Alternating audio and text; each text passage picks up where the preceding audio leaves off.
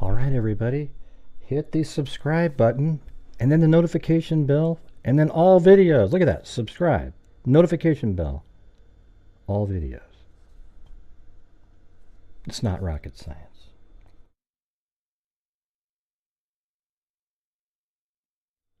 Hello and welcome. This is Grant Hughes of Grant Hughes Investigates on YouTube. This channel evaluates all aspects of true crime. As you are aware, videos and live streams in this genre often discuss elements of crime that may be disturbing to some viewers. If necessary, take the precautions needed to avoid these feelings.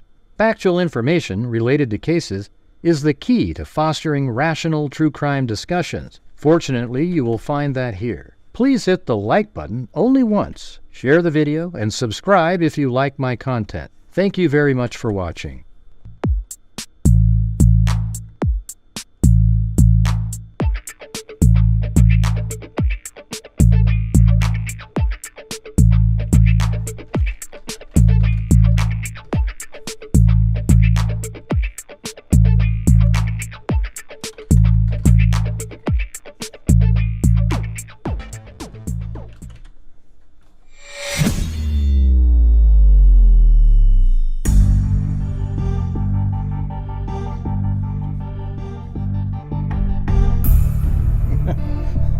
I don't know where the dog is or anything. I don't even know what's happening. What's going on in the background over there? Who knows? Who knows? Who knows?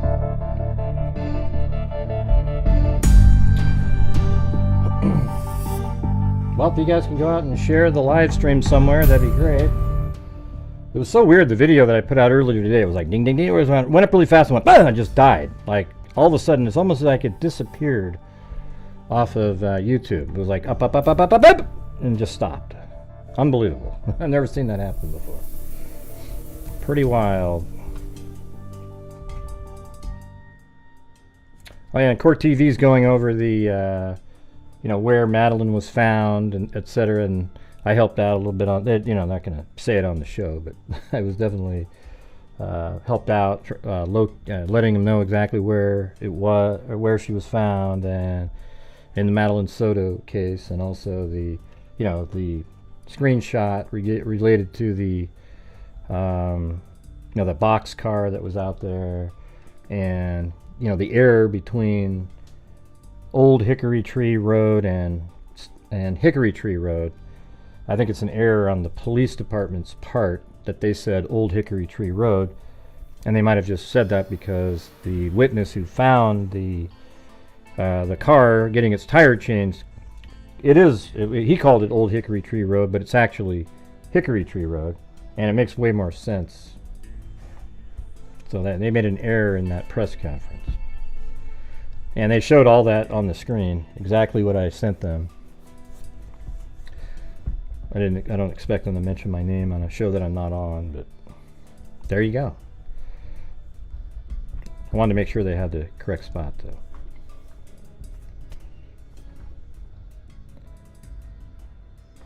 though. I wouldn't mind just being somebody that helps them on the side. I don't need to be on a payroll or anything.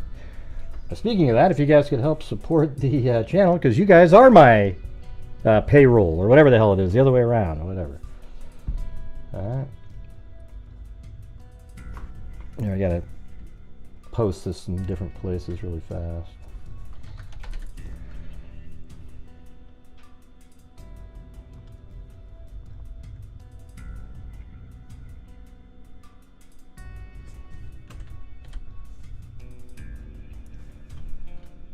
Okay, one quick thing too, in the Elijah Vu case, it says a red and white plaid blanket was located on Goodwin Road east of County Road B in Manitowoc County earlier in this investigation. Today we can confirm the blanket is Elijah's blanket.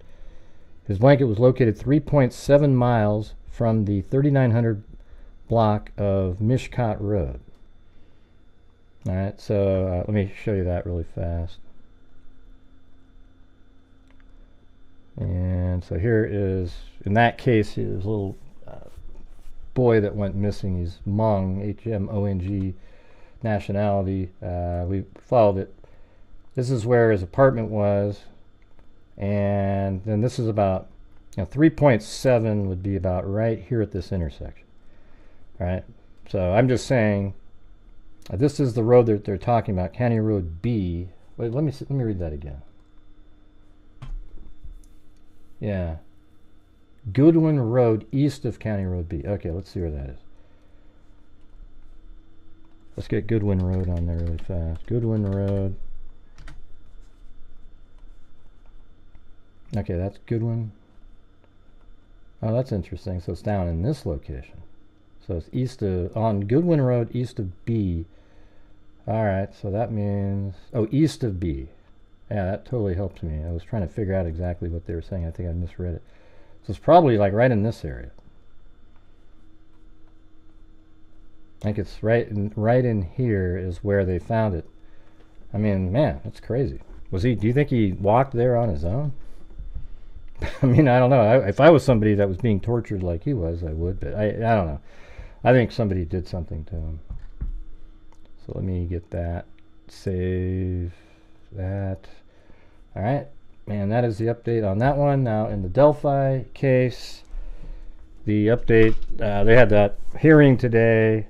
And remember the jackass that called my show, named Rick Snay, and he goes, oh, you can't be that stupid, Gray. And I said, well, moron, why don't you? And he goes, ah, blah, blah, blah. Then he got kicked off the show. Well, he got kicked out of court today. he shows up there and he starts arguing with somebody, and they start yelling, and he got kicked out of the hearing. I mean, how funny is that? I mean, what a joke. Hey, Holly, good to see you. Haven't been able to join much lately. Freaks. All right. Isn't that hilarious, though, you guys? He got kicked out of court and sent home with his tail between his legs. Poor Rick Schnee, baby. I mean, that's exactly who he is, right? And so let me see what the... Yeah, he's something's wrong with that guy, like literally. The guy that was running the show on a documentary. Isn't that crazy? Yeah.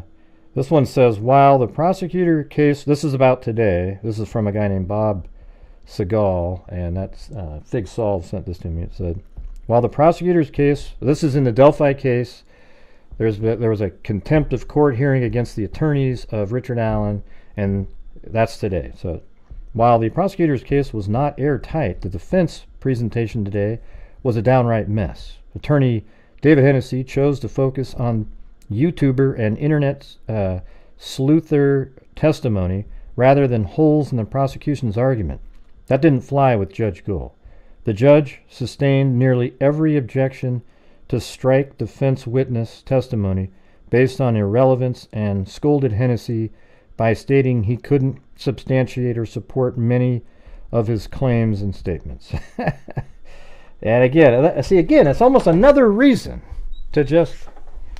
Those attorneys are horrendous, you guys. They are embarrassments to mankind. And, the guy that came on here the other day defending them like they're good, you might be something wrong with that guy, okay? It's ridiculous. It's insanity, right? They also dropped two of the, I guess they were count 5 and 6, there were kidnapping charges against Richard Allen. Because the thing is, that's sort of an irrelevant charge. If you think about it, if he gets convicted of kidnapping, he therefore is convicted of felony murder, right? So it's just kind of like, it's the same thing. I mean, and I think one of the other charges is like, kidnapping that resulted in, so it's not the same. Just the straight up pure kidnapping, all right?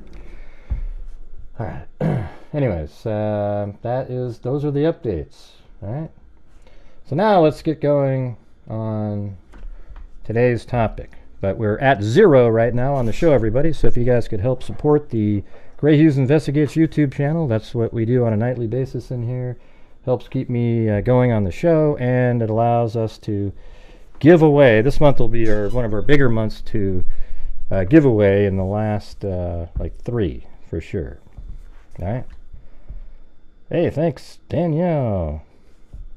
Yeah, so it sounds like the trial might actually be happening now. I think the judge will just sort of, yeah, whatever. You guys are ridiculous. Let's get going here.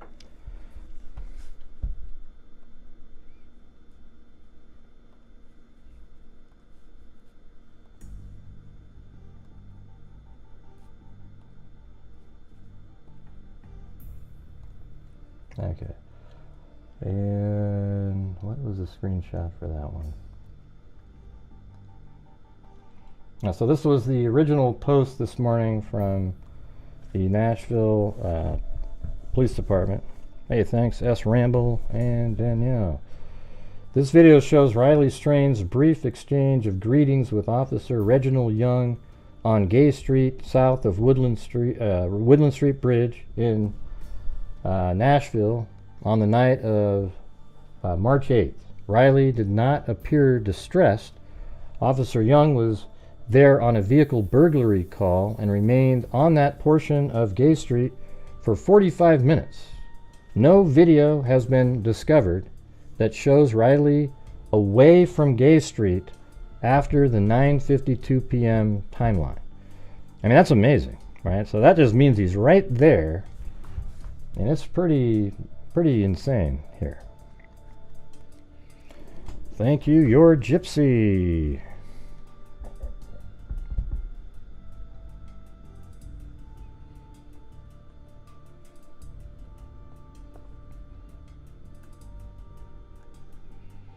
Yeah, so I made a little video just of kind of what all the surveillance put together currently, and we'll discuss that first. We've done it, you know, it's always good to kind of go back over it again, and you know, the thing is what it looks like now, you can't see anybody following him in that video. So because of that, you know, you wonder, are those guys with the white hoodies relevant? But they could have seen the cop, maybe. I mean, but then it's getting too complex. Like you go, well, they saw the cop, so they went around there, and then they abducted him 150 feet away from the cop. Does that make any sense? I mean, it's just, yeah, so it's something happened to him in here, and it could just be that he fell, you know, like he just fell down the bank, and you know, it just seems like somebody down there saw something, right? I mean, it just, there's homeless people that live down there. He goes down there, and they even saw him. There's people that say they saw him, like he almost fell over once, and then it just doesn't, something doesn't feel quite right. And there's trees and branches and things, right? So it's hard to just completely go, oh yeah, he fell down. And let me see if I can find, where is that video? I just want to look at that again, the TikTok one. I think that was the 16th. When did we do that one? That was just yesterday, right?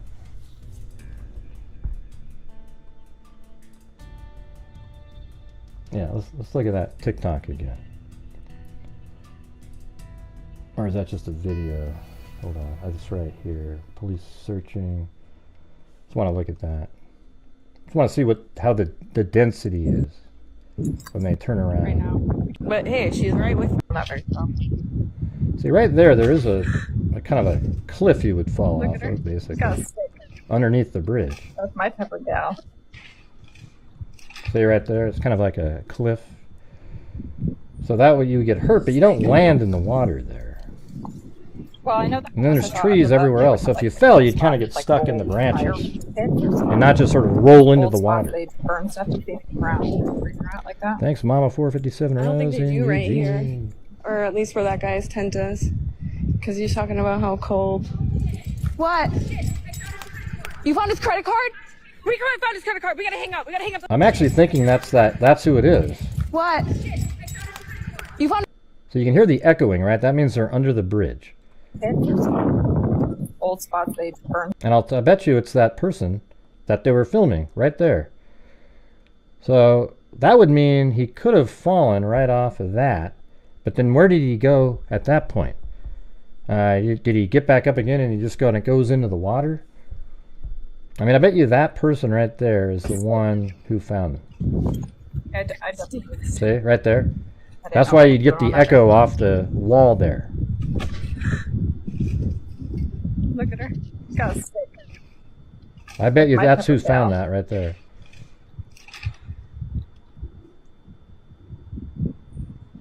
It's like, I don't. God, I wish she was still filming right there. Well, I know the homeless I saw up above, they would have like a couple spots, like old fire pits or something. Old spots they'd burn stuff to save the ground, bring her out like that. I don't think they do right here, or at least where that guy's Wait, let me pause that. See what we can tent see is, there. or at least where that guy's tent Hold is. on. I don't think they do right here, or at least where that guy's Okay, so she was just up there. tent is, because he's talking about how cold. What? You found his credit card? We found his credit card. We gotta hang up. Wow, that's pretty crazy though, isn't it? See that? Social media helping out every once in a while. Every once in a while.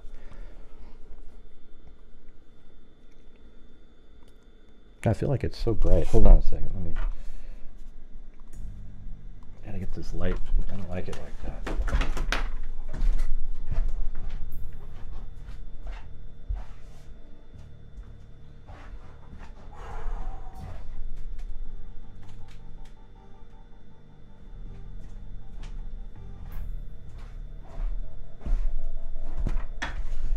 Ah, there we go. There we go. That's better.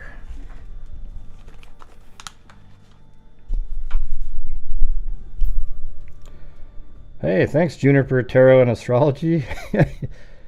You probably wouldn't have liked last night when the psychic called in. I hung up right in their face because we don't do that here.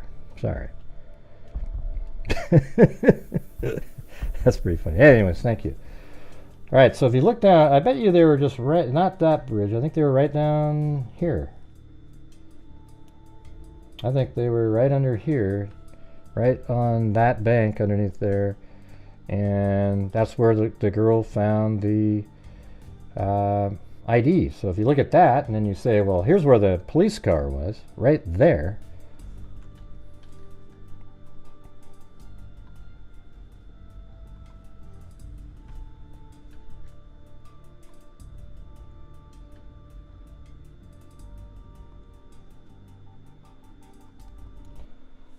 Okay, so here is, we'll play this and pause it too. Right?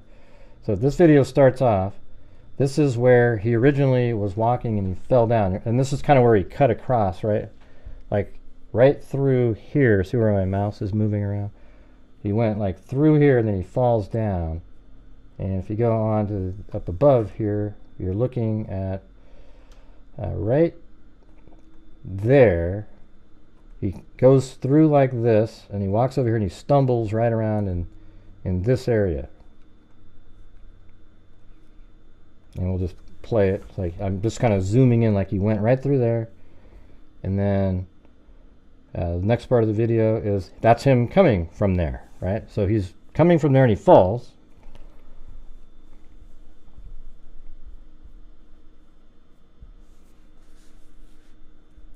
And let's see, he must have hit his head really hard on the ground there. I mean, I don't think he hit his head on that pylon there, or whatever you want to call that, the stand for the sign. I think he just smashed his face on the ground. And let's see, and right here, now he's just walking. I mean, I'm showing you where the camera was, right there. And then I'm going to pan it, and this is where he's walking right now. He's walking, and then see the, I mean, I can pause it too. Like, see how there's right here, you have these squares, and you got 1, 2. He comes in right next to that second one there. So if you go back, see, right there, this is where the video picks up at. Right there, he starts walking this direction. So see, he comes in, and there he is.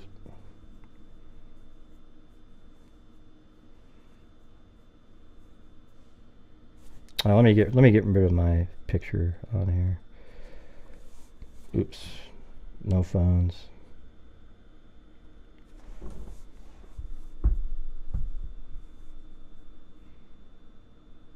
And then this is where he is right now.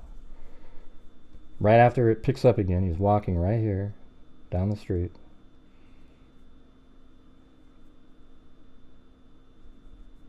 And so he just walks this little bit of extra distance down here. Now I have the clock at the bottom, if you can see that.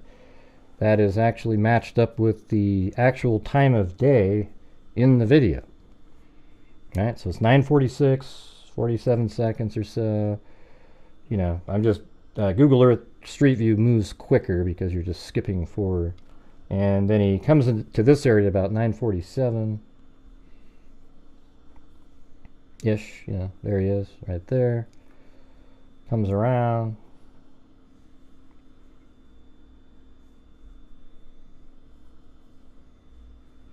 And then we'll, after we see the video, we'll analyze the video and see what we can see.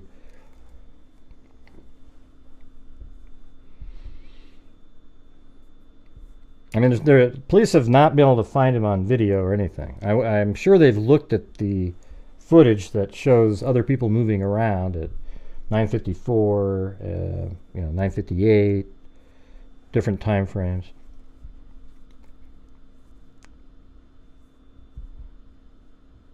If he's good like he says the cop, I don't know what that means, Zozo. I have no idea what you're talking about.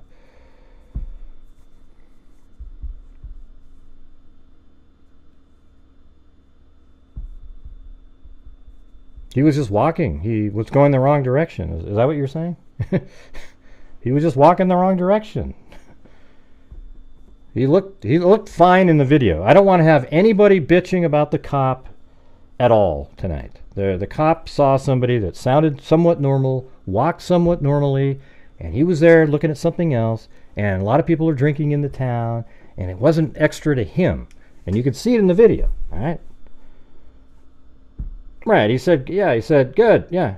And where he was going was not the right place. He was supposed to be going back to the hotel. He didn't know where the hell he was. He was intoxicated, but he tricked the cop. Now, he looked totally fine, yeah. Let's see.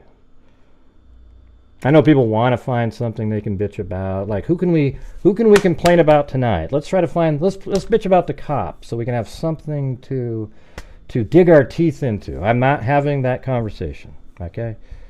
He walked by, he saw the cop, he even slowed down a little bit, and he tried to pretend that he, you know, acted as sober as he could, etc.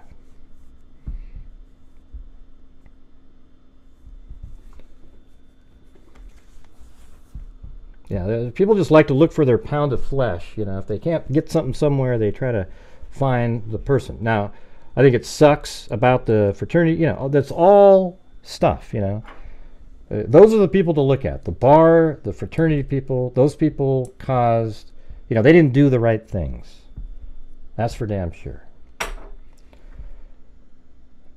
Yeah, so we're just still moving forward. I'm just kind of, you know, this is just taking up time. This isn't even where he was pulled over. I know exactly where he was standing and where the officer was stopped and everything. So I'm just kind of, you know, going on Street View here, showing things, etc.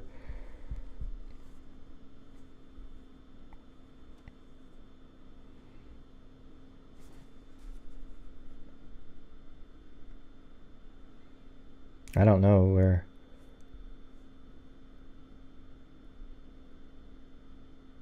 What a stupid comment, Chirito. Man, try to use your brain a little bit, you know? That usually works. If you just turn your brain on a little bit, maybe have a glass of water, you know, something. Jesus. Whew. Wow, what a dumb comment. Let's see.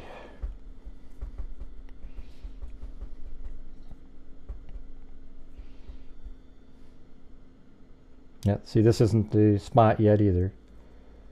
It's coming up. It's actually after that little portion that sticks out right there. And we'll go over the whole thing here in a second.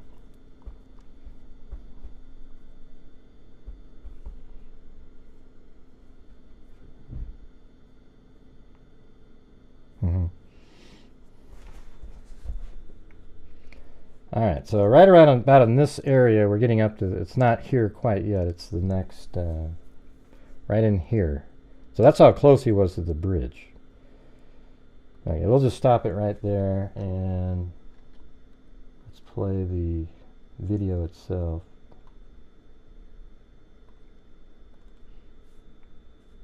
No, that wasn't the one. Hold on.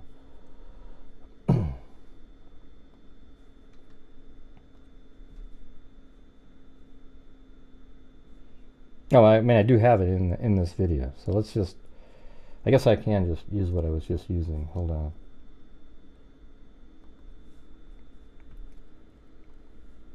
So right after that, here's the video. See? All right. So let's go back to the beginning of it. And there's the red truck, obviously. And there's broken window on the red truck. You know, so obviously, look at it, smashed in right there. I don't know if you could see that, but right. Look at that window's smashed in.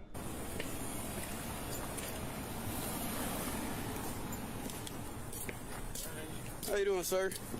So I have it at 9:52, 17 seconds ish right here. Good. How are you? A lot of it's just guessing, but that's what they said. He met him at 9:52.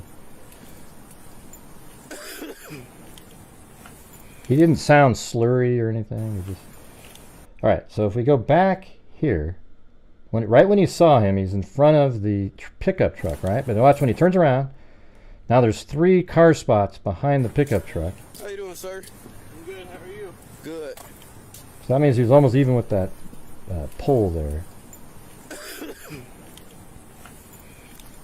And then he's going back all the way to the back of the line of vehicles here. Thanks, Cheryl. Miss you, you bastard. I think he's looking for something. Alright. So look at right here. Here's that part that sticks out. So I'll just go to my own street view over here. Not the one that was in the video. And so that's going to be right there.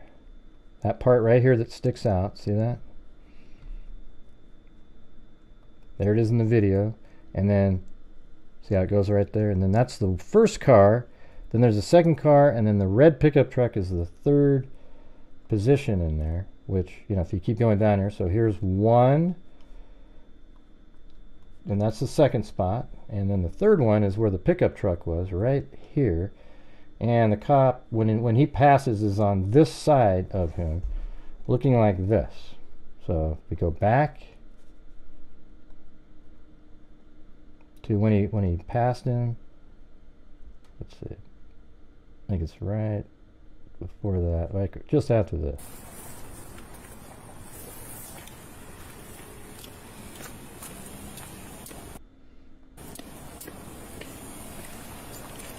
So that probably is his footsteps. He seems like he didn't really realize that there was a cop there, and then he shifted it up a little bit. Alright, so here's the pole there, and then that tree. See how the branch goes up on the side? I mean, it's cool how everything still looks the same. So here's the pole, and there's the branch that goes up in the background, and the officer standing right here. So he's probably about right there when the officer comes by, or when he walks by the officer. So I have him, you know, 1, 2, 3, standing right there, and it's only about 100, and from, you know, where this ID was found, if you were just going to go from here to there, it's 516 feet. So yards, it's 172 yards, not very far at all.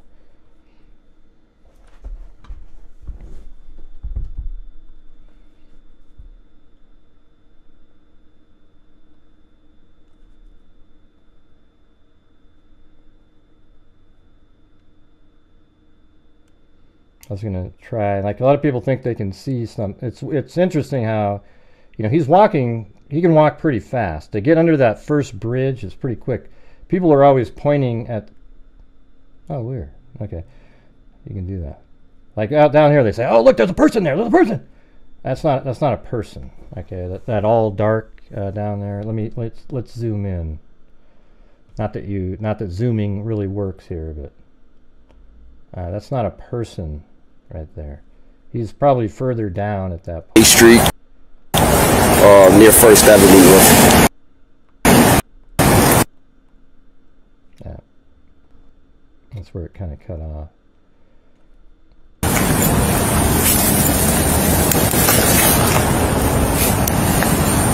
It's over here Gay. Yeah, see how it's like a really solid object? Not sure exactly what that is. Hey, thanks, brown-eyed girl. Da-da-da-da.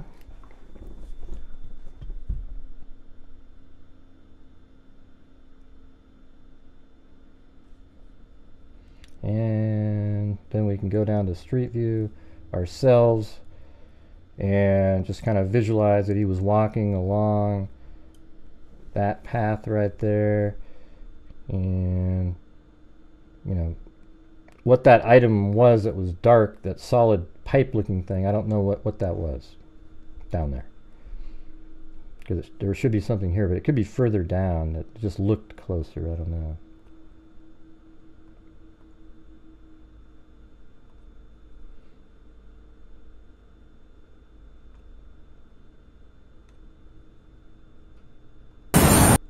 It's over here on Gay Street, near First Avenue. You can't really pick him up walking again. That's the problem. So, you know, either way, I can't see him. I can't tell you, oh yeah, that's him walking there. But there's quite a bit of time after he was seen. You know, it's like, let's see. So he was seen. Let's see how much time that is. How you doing, sir? I'm good. How are you? Good. Okay, that's 9:52 and 19 seconds. But he keeps doing stuff around here for, and then when he finally pans around, it is 27 seconds later. Hey, thanks for gifting a membership. Fark you. What are you saying, Gray? Did you just say fark you to somebody? No, I said Far Q. That's what his name is. I didn't say. Well, I did say Far Q. I didn't. You know, I didn't say. Yeah. Now watch. I'll get like my channel will get ads restricted. Oh shit. That's too bad. Well, thanks, Far Q. I appreciate it. All right. So I guess. You know, where are you guys leaning now? Because to me, you can't see anybody. I mean, I guess that's another thing to look at here. There isn't anybody coming. You could watch. He goes all the way. Good. How are you? Good.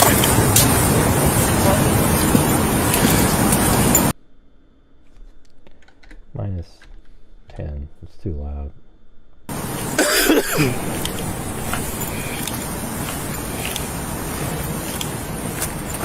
There's nobody on the other side of the street or anything. So I think this kind of rules out the guys that were at the crosswalk. If you thought that, you know, like I was thinking maybe with a white shirt, but it didn't seem to match the person running. So the person running at 9:54 and then stopping and walking slowly, that could be still something of interest to authorities. Some people think it's later. You know, there's some other people moving around, but I don't know.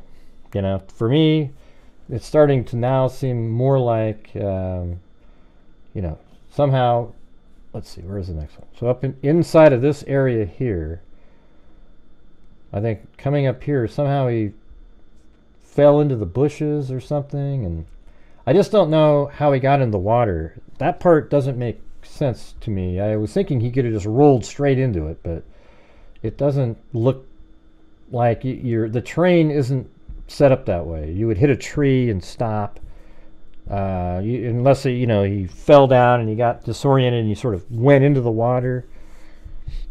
Hey, thanks, Cali Gal 3.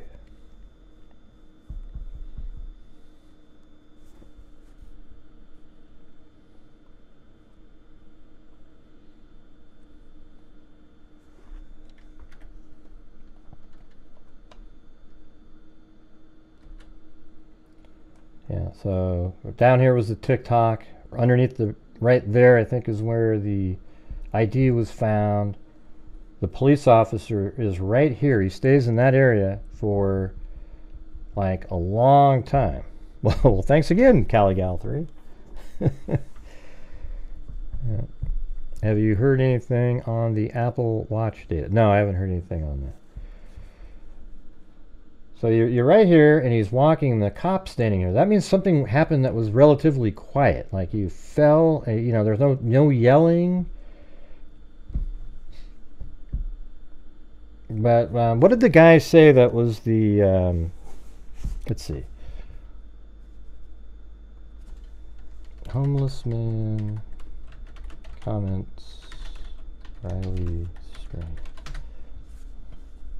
A homeless man living with his wife near the Cumberland River revealed that he heard a commotion the night of March 8th and saw the 22-year-old Mizzou student stumbling and nearly falling over the edge into the water. We looked back up. He almost fell over. So that's what's weird, you guys. That's what's weird. They're down below. See, I kind of, you know, I mean, I figured this out the other day, but you always forget about it. The homeless people were not up above, sort of just under the bridge. They are down here with tents, etc.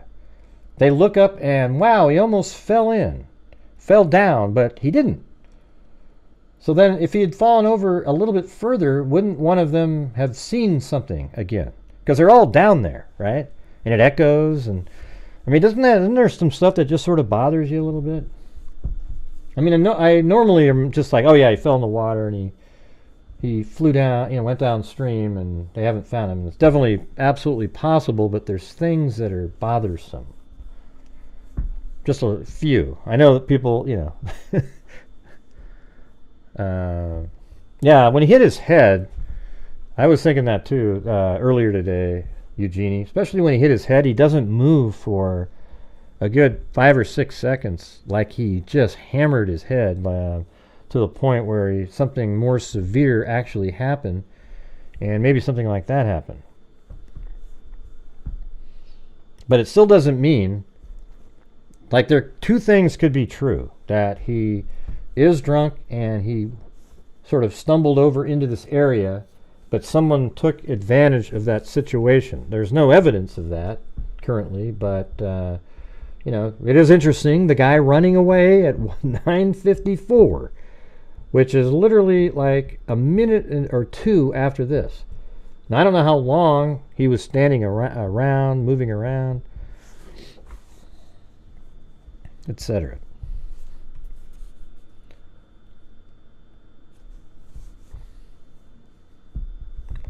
That was Sunday. They haven't confirmed. I mean, there's a new body today? I thought they found that. I thought the body they found was the other day. They found another body? Oh wow! When did they find? I read that, but I thought they were still talking about the other one. Okay, hold on. Well, somebody send me an email on that. You guys are good at that. Last night's show, after the show, I was like, holy crap! I should have been looking at these. I read them all at the end. If you missed it, but if you can find that one, I thought there was another. Yeah, but that was yesterday. The homeless woman found dead in there. Oh, an hour or two ago. Oh, another lady? No, it was another. Okay, a female. Okay, don't worry about it then. I mean, I'm not saying like it's not bad, but it's not related to the case, obviously.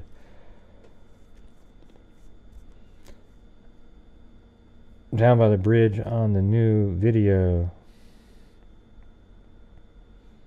What do you mean, no, you think it's a man? The first one with the maroon shirt was a Hispanic male. Okay, I thought that was a... Okay, and then today there's a female? Wow, that's... Man, note to self, don't visit Nashville. That's not fair, Dre. It's a really nice place when you get past all the drunks and the homeless and the murders, and yeah, don't worry about that part. You might fall into the river, but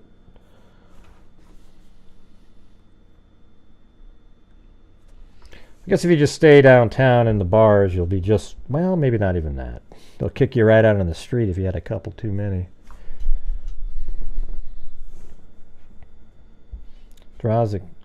He stumbles and draws. No, well, he drew the cop's attention because he was walking. He doesn't stumble. He's right there, and he even said hi to the cop or something. I mean, that's what it drew his attention. The police officer, based on the body camera, barely even glanced over there. He was just like, yeah. He was focused on, obviously there was a break-in in that pickup truck. Grant Hughes. This is pretty cool. All right, awesome. A lot of homeless folks are addicts as well. Okay, but I think we can rule out, for example, let's go back to this. If I move it, go back all the way over to here. For this guy, nothing to do with anything. It's interesting though. There's more video where both of those, him and another guy, crossed the road, right? The crosswalk. There was another guy. That guy that we were looking at actually do go this way. Is it like in behind him? Now, where did they go? Did they, when they were coming up here, did they go somewhere else? Because there's really only one way to go after you do the crosswalk, right? I mean, I guess you could go that way too, but it seems like you could. They seemed like they were about to go across, and then you would go up this direction, and then maybe when they got up there, they saw the cop, and let's just say that one time he was a target. It seems like a stretch to then say, okay, they then, after they saw the officer, they went around and then abducted him right under the bridge, only 100 yards away from the officer. That doesn't make any sense. So it seems more likely there that something happened after that. So he comes in here and then he ends up down here somehow. But it's weird how the guy goes, oh yeah, we saw him almost stumble.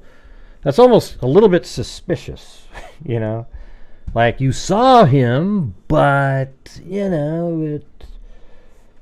he almost falls over, but maybe he really did fall over.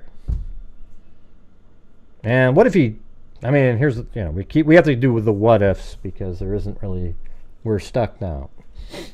Like he could have fallen on that one spot and actually died, and then some people took his items and then put him in the water at that point.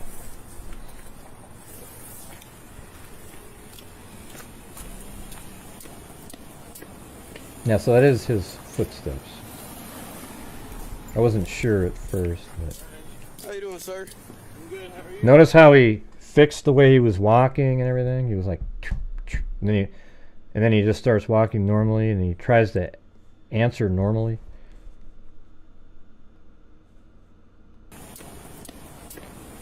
To me, it was sort of like self-preservation, like trying to sound totally. How you doing, sir? I'm good. How are you? See, he said hi, and then the officer said, "How you doing?" And he said, "I'm good." No slurring or anything. He's walking, and it is a town where people drink, right? So it's not like he's going to go, "Oh my God, that guy slurred a little bit. I'm going to get him. I'm going to tackle his ass." He's looking at a, stolen, like a vehicle that had the window bashed in, and he's checking it out.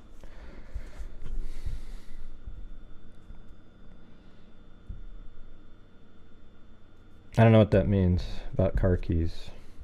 What are you talking about?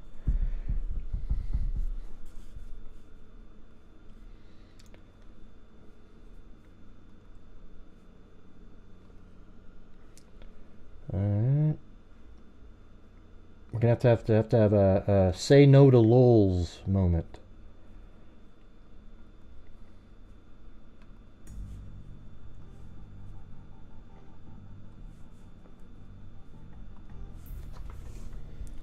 Upon abduction, keys were found on his body. What does that mean? What does that mean? What does that mean? Upon abduction, keys were found on his body while he was still alive. What does that even mean? I have no idea what that means. I don't know what other bars. It wouldn't be relevant to the case. He's just walking around right here. Where he was supposed to go was over here. This is where he was trying to get to right here, the Tempo Hotel. And he's over here walking, just kind of didn't really seem like he knew where he was going. Really. What are you guys talking about up here? Oh, he could be... I mean, it just flows at like 3 to 4 miles an hour. So you're looking at that first night. If he had no, encumbrances, he could be, well, I mean, in one day he could go 72 miles. I mean, that's the truth. I mean, it's crazy. If there was no interference. But not that. But let's say 10 miles. I think they should have people looking out all down the river here. I mean, there's hardly any obstructions. I guess that's the word I was looking for.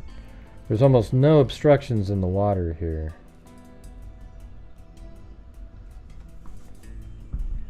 But what are you guys talking about the keys?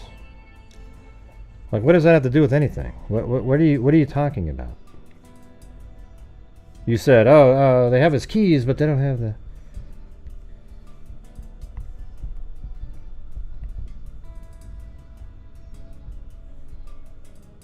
Yep, that's what we were already talking about, John, but it's irrelevant now, isn't it? Absolutely, I think I have no idea what you guys are referring to up there. I think there's people in there trying to disrupt the chat by talking about stuff that doesn't exist.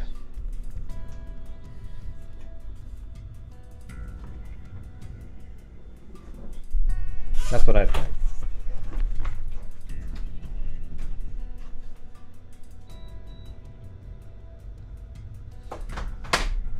Man, I just realized it's really warm in here. Yeah, obviously it's BS. Yeah. So he's over here at Luke Bryan's at 9:35.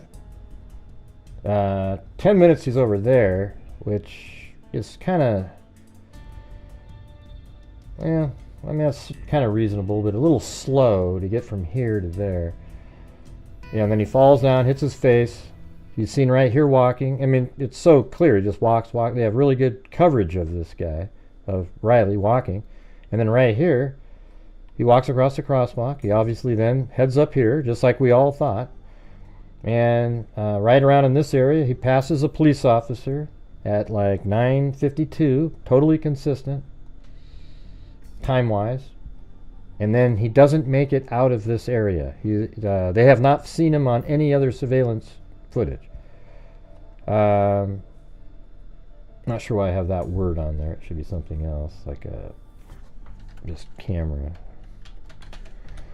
Yeah, so it's like right here. There's a camera that was filming, and it filmed some other people. The one that I think is most suspicious of them all would be the 9:54 person that was running, stopped, and then sort of walking away once they cleared the area. Okay, so that's the only thing, but I don't know. I'm sort of kind of stuck here. Well, that's the thing, is I think it's, I think he fell into the area here. Whether somebody helped him into the water later, I don't know, but it'd be hard to get into the water just by falling over.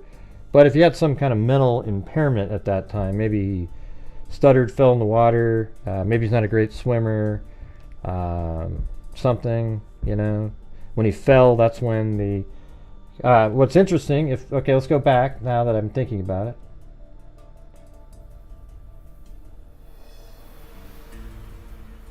That was yesterday, right? Yesterday, stream.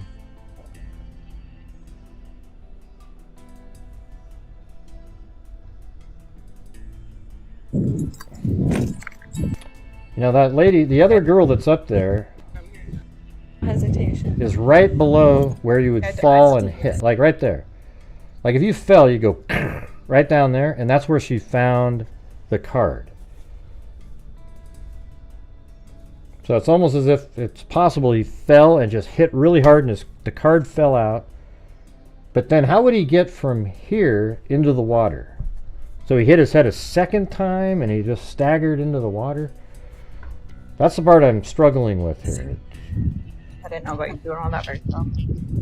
See, I think this girl's the one that found the card in the background there. Look at her. She's got a stick. That's my type of gal. Because it seems like there's only her and the one that she's filming. Hey, thanks, John. Well, I know that once I saw up above, they would have like a couple spots. Like Yeah, see, like, how would you get into the water there and then drown? It seems like you could walk out in the water for a little bit. Like that. I don't think they do right here. Or at least where that guy's tent is. Because he's talking about how cold. What? You found his credit card?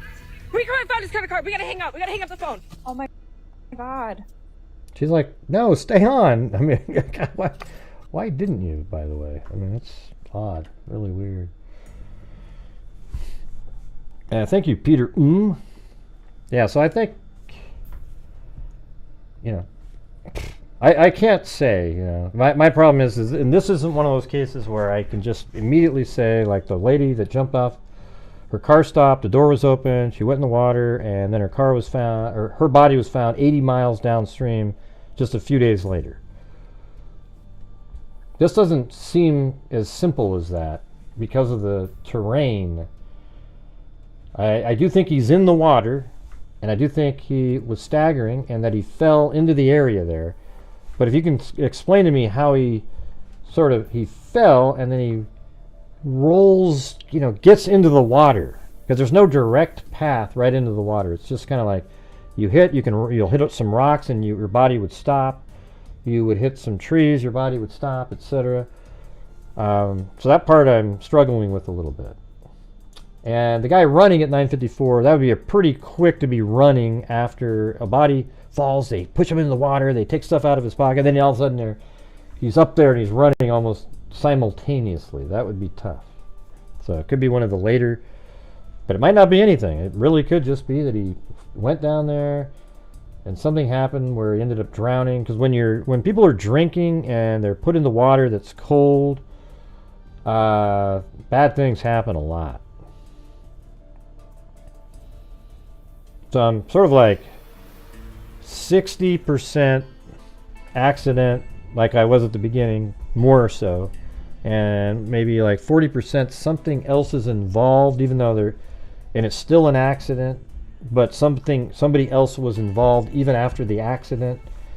And then, you know, so I would go like this, like 60% just an accident, he went in the water, and then 30% that there was an accident with him that ended up he lost his life on, but then somebody else, you know, was like, oh my god, we got to put him in the water, they're going to blame, you know, whatever, put him in the water, took his cash, whatever, and let him then he went downstream. Then 10% something nefarious in the, I'm not even sure it's that high, maybe 5% that like somebody actually attacked him right there. I mean, what a crazy, you got a cop right down the street there. I mean, that's unbelievable, isn't it? 45 minutes. I'd love to watch his whole 45 minutes of surveillance, or at least the next 10 minutes. Wouldn't you?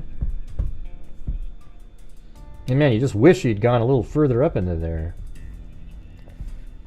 Just to ask, you know, like you could go, look, just for my purposes. I mean, what he's doing, he's investigating a car being broken in. But I'm just saying, God, I wish he'd walk all the way up there, even though there's no reason for him to have. You know?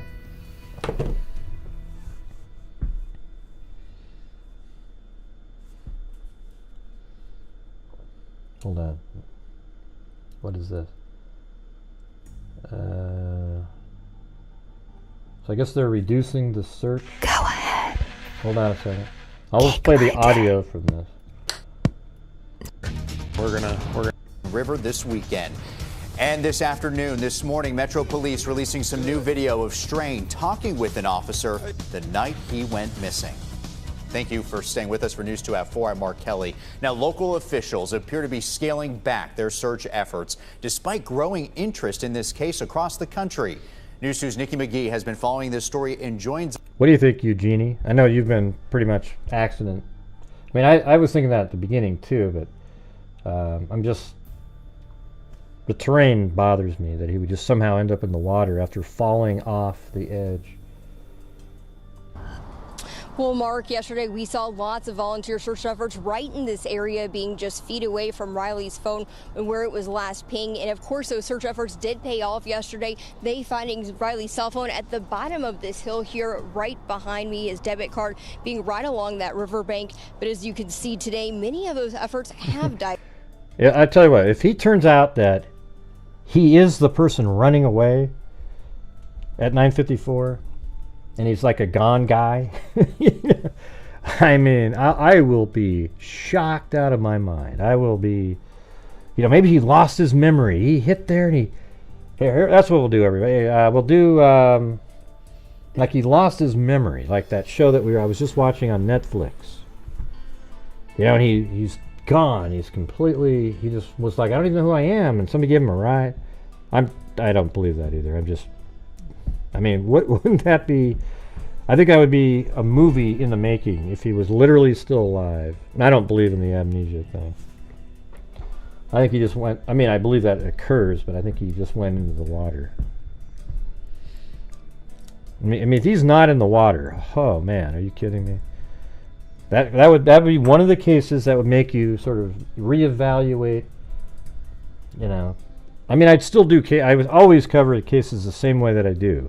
You put the factual pieces of information together and see what story it tells, and then theorize on those factual pieces of information. But but sometimes doing that, you still end up with something. Well, it's not really opening my mind. I was just throwing it out there as a joke, John.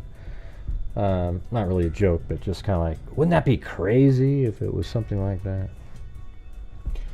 But yeah, we are, and the thing is you always got people like John in here that'll say, wow, Gray, you opened your mind. I always have my mind open, but it's my mind. You know how people say, this is one of my quotes that I came up with, you guys. Here it is. For the new people here, you know how people say, think outside the box, man. And I'll say that, yeah, I do think outside the box, but I have to fill the box with facts first. Then, when I'm thinking outside the box, it's using the elements that were in that box. Now, people like John up there, they like to just go, wow, what if it was space aliens? Right out of the gate. You know, like without anything pointing to that, like there ever would be, but yeah. Yeah, well, the guy running away at 9:54, that's still interesting to me because it's right then. It's literally, you know, he gets right to the bridge at 9:52-ish, probably 9:53 in the area where he'd go in. And then the guy's running away at 9:54 and something. You know, it's getting closer to 9:55 there. So that's still interesting to me. That's why I'm throwing that there's like another element in there. That there's a possibility. I think just 2.5 minutes, 3 minutes, something like that. Now, it was 9:52 when the cops saw him. His phone, just check this thing out, you guys. His, what is it? The, crap. I'm trying to remember the name of that item. Yeah, Life 360 app.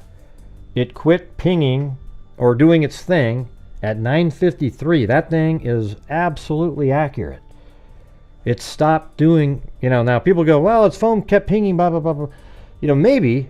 I'm not sure. I think it's more accurate with the 9:53 Life 360. That thing literally puts a pin where you're standing. And so they must have it where it's showing right in there at 9:53.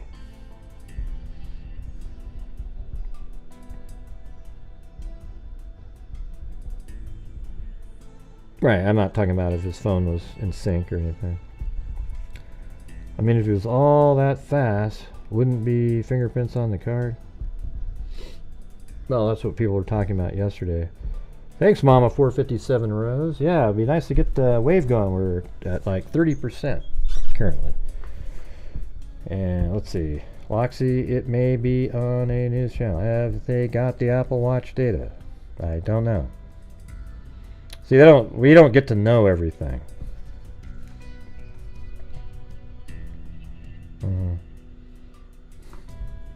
I have a Garmin watch. It's for golf, but it's a pretty amazing watch. I mean, it has everything on it. Weather, steps you're taking, it's crazy. Hey, thank you so much, Brown-Eyed Girl 714. Say no to lols, everybody. Say no to lols. Thank you so much, Ozzy Trisha. Yeah, well, thank you. Yeah. I think I would be, you know what I think I would be good at is a consultant for shows that are covering cases. And it's not like I'm not saying that I go out and find every little piece, but I take all the pieces and put it together. So I'd be like the guy, if I had like an investigative place, I'd be the guy that sat in, you know, the guy in the office that everybody brought the stuff to and then collated it and tried to put it together in a way that made sense. But sometimes I do find stuff, like, you know, for example, in the Soto case, the helicopter footage, I was watching it and other people didn't even notice it, but those two guys looking in the hedges with the masks on, and turns out that that's exactly where she was found, and also the same location where the car pulled over. Because remember, we always thought, oh man, the car had the flat tire right where she was, and then it shifted because the lady in the press conference said Old Hickory Tree Road, which it was an error on their part. It's actually just Hickory Tree Road, and that made sense. And so it turned out it was true that the guy parked literally right across the street from where her body was found. And I even used the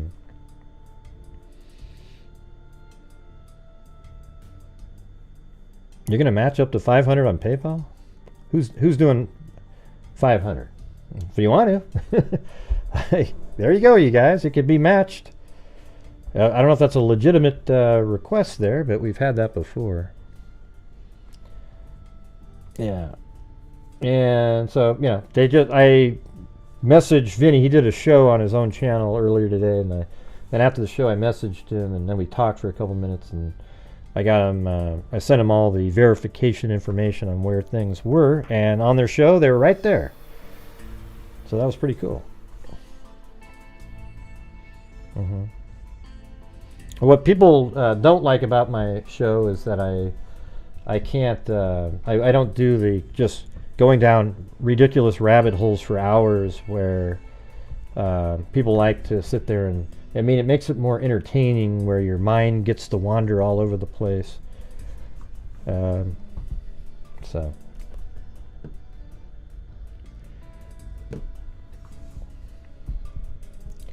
Amnesia is so rare.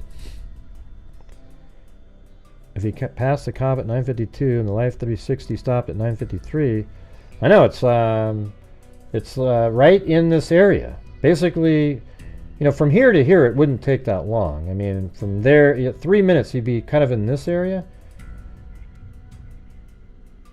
And man, Life 360, I don't know what the hell is that square, by the way?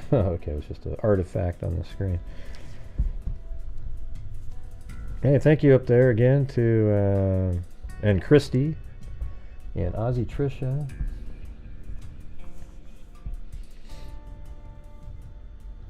What's the big gray factory building?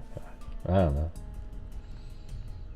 It's called Davidson County Community of Corrections. Oh my God, it's a jail! Somebody broke out and then they were...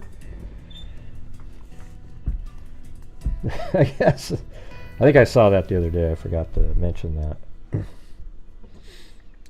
He had been texting with his girlfriend. Are you sure about that? That's what he was doing? He was texting his girlfriend while he was walking around? Wow.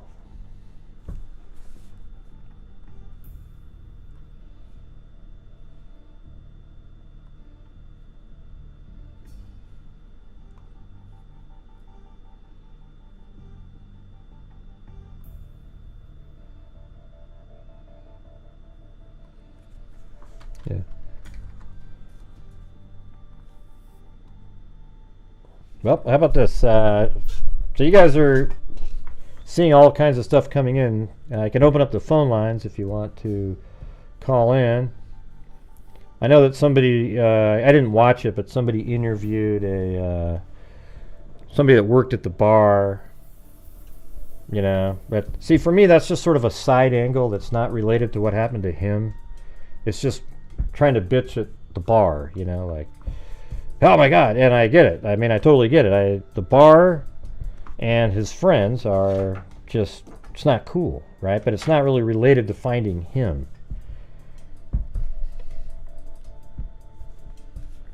So here we go. We'll open up the phone lines here. We're currently at about 60%.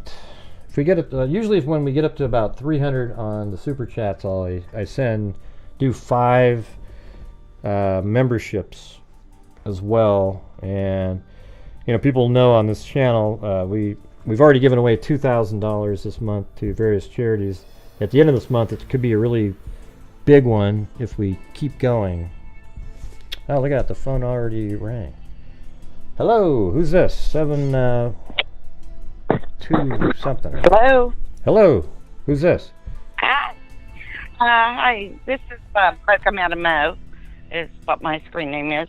What was that again? Say it again. What was that? Mocha Meadow Ma. Mocha Meadow Ma. Mocha Meadow Ma. Yeah. Meadow. Mocha Meadow Ma. Meadow Ma. Okay. I was just saying whoever gave me the gifted membership. I got one last night. Oh, yeah? Cool. Thanks to whoever told who that was. I wanted to know your thoughts on, there was an interview done with one of the news channels of a homeless guy. Mm-hmm, yeah.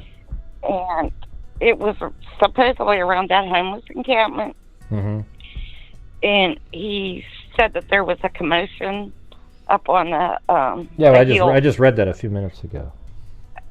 Do you think there's anything that maybe he was robbed at that point? Well, I remember he said that there was somebody up there with him who said, I mean, doesn't it feel like, I mean, there was somebody up there, the homeless man said in the other interview that I saw that there was somebody up there with him who said, oh, he's just drunk. But what happened after that? You know, like, where did that guy go? And could that be whoever that was robbing him is why there was such a commotion? But then where did he go? He just then randomly... Well, that's what I'm wondering, if that's that guy that was running. Yeah. That you showed last night, if that could have been... I mean, that could be, because that's exactly the timing of that, right? I mean, it's exactly the timing. So could it be, I mean, here's a scenario. That guy saw him there, but he was so close to the cops, but maybe he came from the other direction and didn't see that there was a police officer down there. It is a few hundred yards away at that point. So maybe he took the guy's stuff and then shoved him over the wall and then ran, and then somehow he ended up in the water. See, getting into the water is the part that's bothering me, because I'm looking at it. I would think if he would have fell there on those rocks, there would be evidence of blood. Right. You would think so. On those rocks. Wouldn't there, you would think? And it almost seemed like he was bleeding when, after he fell, did a face plant. Right. And if he would went over that side down on those rocks, I'm sure there would have been blood. Mm-hmm. Yeah. Some type of blood evidence. Well, I mean, I think you're right. I think you're right on that. I mean, if he fell on one of the parts that is more bushy, you know, like the bushes, maybe he wouldn't have been bloody. But then, you know, you almost have to kind of like want to go into the water. You know, you go down, and you know, you guys saw it. Or like someone said, unless the homeless people stripped him of that shirt and, you know, whatever he had, the watch and all that, and they rolled him into the water, is what I'm thinking. Yeah. Well, here, let me just show on the screen right now, everybody. See how there's a wall right there, you guys? That wall continues all the way down, okay? But you can't see it anymore. I just realized that. You just can't see it because of all the trees and everything. So there is a steep drop off that I think kind of goes, so there's always going to be like a good, let's measure this really fast. So this is 426 feet, and up here is 441. So that's about 15-foot drop right from the top here down. That's pretty significant fall if you just fall down. So. I would think he would get hung up in the trees, though. Yeah, after he hit the ground. Yeah, that's the thing. That's what makes it weird is if he fell, hit his head, and died, how did he get into the water? Because at that point, there's enough trees and rocks. That homeless guy ended up with his shirt. But do you believe that story, though? Where's his watch? Where's his phone? Well, let me ask you something. The police keep saying that they don't see any indication of foul play. I think if somebody was actually wearing the shirt, they would have indications of that. I don't know if I believe the story that somebody was wearing a shirt. That's never been. Has that story been reported by any news channel anywhere? Excuse me? Has that been reported by any news? I don't know what news channel it was on, but I do remember seeing it. But I'm just wondering if that commotion was him being robbed. Because the guy said, yeah, no, he's okay, he's just drunk. Well, that would be an easy cover-up. You know? Yeah, I mean, but then why not just, if he fell and died, I guess why would you put him in the water? Just to make it like, whoa, this will look like we did it. Well, unless that the homeless are covering up their tracks. Well, I know, that's what I'm saying. That's the answer. Yeah. Something like that. You know, we better cover this up so we don't get blamed for it type thing. Yeah. I mean, don't you guys think it's a little interesting that this guy walking, he seemed to make it pretty far, and then right when he goes to a homeless camp under some bridges, he disappears off the face of the earth. I mean, just that alone. The interviews. Just that alone should mean something. Yeah. And then to see the guy running. Yeah. It just. I think that's where it happened. I truly do. The more I watch. So, okay. Well, hey, I just wanted to. Talk that everybody. I just think that's where it happened. I think the commotion was him being robbed. All right. Well, thanks for calling in. I can't remember how to say your name again, so it's hard to. My name is Lisa. Oh, Lisa. I go under Mocha. That's easier. What's that? That's easier to remember than that long one that you gave. Yeah. My screen name, though, is different. I don't have my real name out there, so. Okay. All right. Well, thank you. Thank you much. Right, bye-bye. Yeah, I mean, I thought of that the other day, John, up there, that maybe somebody just tossed the card down there later. But then that would almost imply that, I mean, why would you want to draw attention back to your place, you know? Like if he was abducted and taken somewhere, then you might throw the card there to make it look like that's where he was, and you threw his phone and everything. I don't know. We start getting into some wild theories at that point. What seems most likely, given, like we said on the very first show, he's a tall person. His center of gravity is much higher than those walls are only 3 feet high that he's walking by. And then he likely fell over one of them because of the way he was staggering. But I need a better explanation of how he got into the water. Thank you, Allie Cake. Oh, there's one. I couldn't answer that fast enough. I tried to answer that, but it didn't. There was a 503 number that tried dialing. I was going to try to get that one. Hello. Hi there, from Oregon again. Oregon. All right, how's it going? You're from Oregon? Are you from Oregon? Yeah. Not originally, but all right. Not going to give out all the information today. Not today? Okay. Well, what do you got? Okay. Well, something was on my mind already. Exactly this subject you're delving into here.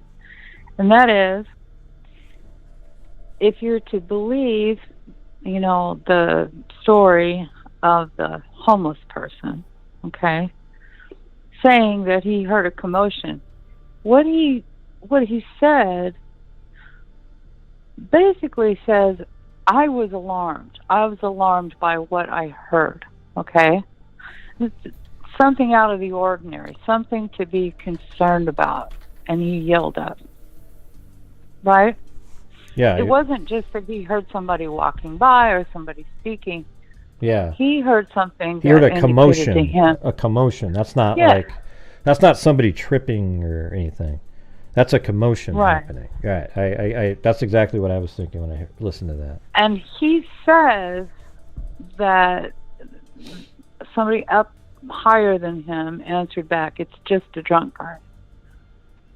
Now, if somebody went into the water then, don't you think he would have been even more concerned? Yeah, I think he would have seen it too. I think he would have, I mean, all the way down that encampment, you can see the other encampments in that area. It's not like it's some... And they definitely would have heard it. Mm-hmm. So something's fishy in my mind about this story. Yeah, that's kind of where I'm at. Just a little, something's not... I mean, when I heard that story, that's exactly what I thought, that he said there was a commotion, and then all of a sudden, there is a guy up there, and the guy goes, oh, he's just drunk. Well, what was the sound that he heard that was a commotion? It's not me. Yeah. It's some other guy. It's that's not what I me. said, yeah. I didn't have anything to do with this. Mm-hmm. And I just heard this. And it's almost like when somebody is really guilty and you see an interview. This is how I'm receiving it. You know, you hear somebody that's really guilty that is actually trying to deflect, to then make this narrative deflect away from them. Well, that's exactly what I mean, I'm not, the thing is, I think those things, but it's like, I kind of went there a little bit earlier on that same scenario, but, you know, I don't want to, I mean, it seems like it's possible that he's saying that he's right there. He's admitting to seeing him and that he almost fell over. Well, now it's like, well, did he really actually go over? But you want to make it sound like he was still alive and moving around when you saw him, but maybe he wasn't, right? I would suggest that because the guy giving this story downplayed, you know, it wasn't that big a deal. It was just a drunk guy. Being right there in the vicinity, if Riley went into the water, he would have heard it. And he doesn't mention that. But this becomes a lot more suspicious in my mind. And the other thing is, just something I wanted to throw out there for you to think about. Under what circumstances would Riley maybe have had his credit card out in his hand when whatever went down? I just think, maybe if it came out, maybe it was just loose in his pockets and shirt or something. He's not going to be buying. He's not going to be buying drugs. He's not buying drugs. Yeah, maybe, but he's not going to be buying drugs or something with it. You know. Not with his card. Yeah. But hey, we take credit cards was now. Demanding, yeah. Or if he was, he stopped there and thought, well, I'm going to try to call a cab, okay, because this is not working out for me, stumbling all over. Mm-hmm. And anyway, that's just my thoughts, and I thought I'd share them with you. Yeah, I mean, we were kind of talking about that at the beginning. I don't know if you got in here late, but yeah, that just seemed like the guy that... I did. Yeah. I did. So, all right, well, he might have known more. I'll hang out around your show a little bit more, and maybe something sticks in my brain. I think it's a cool theory, though. I like that one. I mean, it's sort of not like, oh, it's so happy, but it's one that actually, it's reasonable because some stuff just doesn't really make a lot of sense here. So, anyways. But one thing that does seem is that he didn't, as far as we know, he didn't go, he didn't leave that area. He's not on any videos of leaving that area, and his phone stops working there. So I would just submit that something stinks, and I believe that you would hear it if you were there. And with all the people in the encampment, you'd think like you would hear somebody fall, and they actually end up they're dying, and they end up in the water. Somebody's going to hear something if you're right there, especially a person that just heard something. You're going to be a little bit more aware and listening, because you just saw somebody up there with that there was something going on up above, and somebody goes, he's just drunk. So you're going to be like, oh, wow, that sounded a little bit worse. Whatever he heard was more than just that, because it got his attention, like you were saying. So then you're you're more hyper-focused, and you're not seeing anything again, and he ends up, his card's down there, and he's in the water. Yeah, I don't know. Yeah. So, anyways. Well, all right. Thank you. Have a good one. All right. Bye-bye. Bye-bye. Yeah. Isn't that crazy?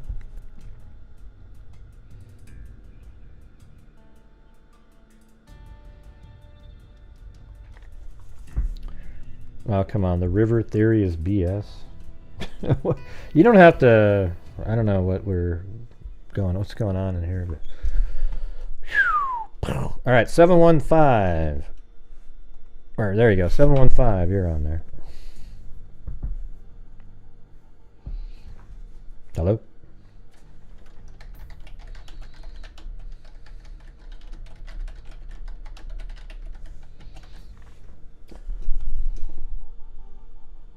I don't know what's going on. What happened there? Nobody called in. There was a call, but they didn't speak.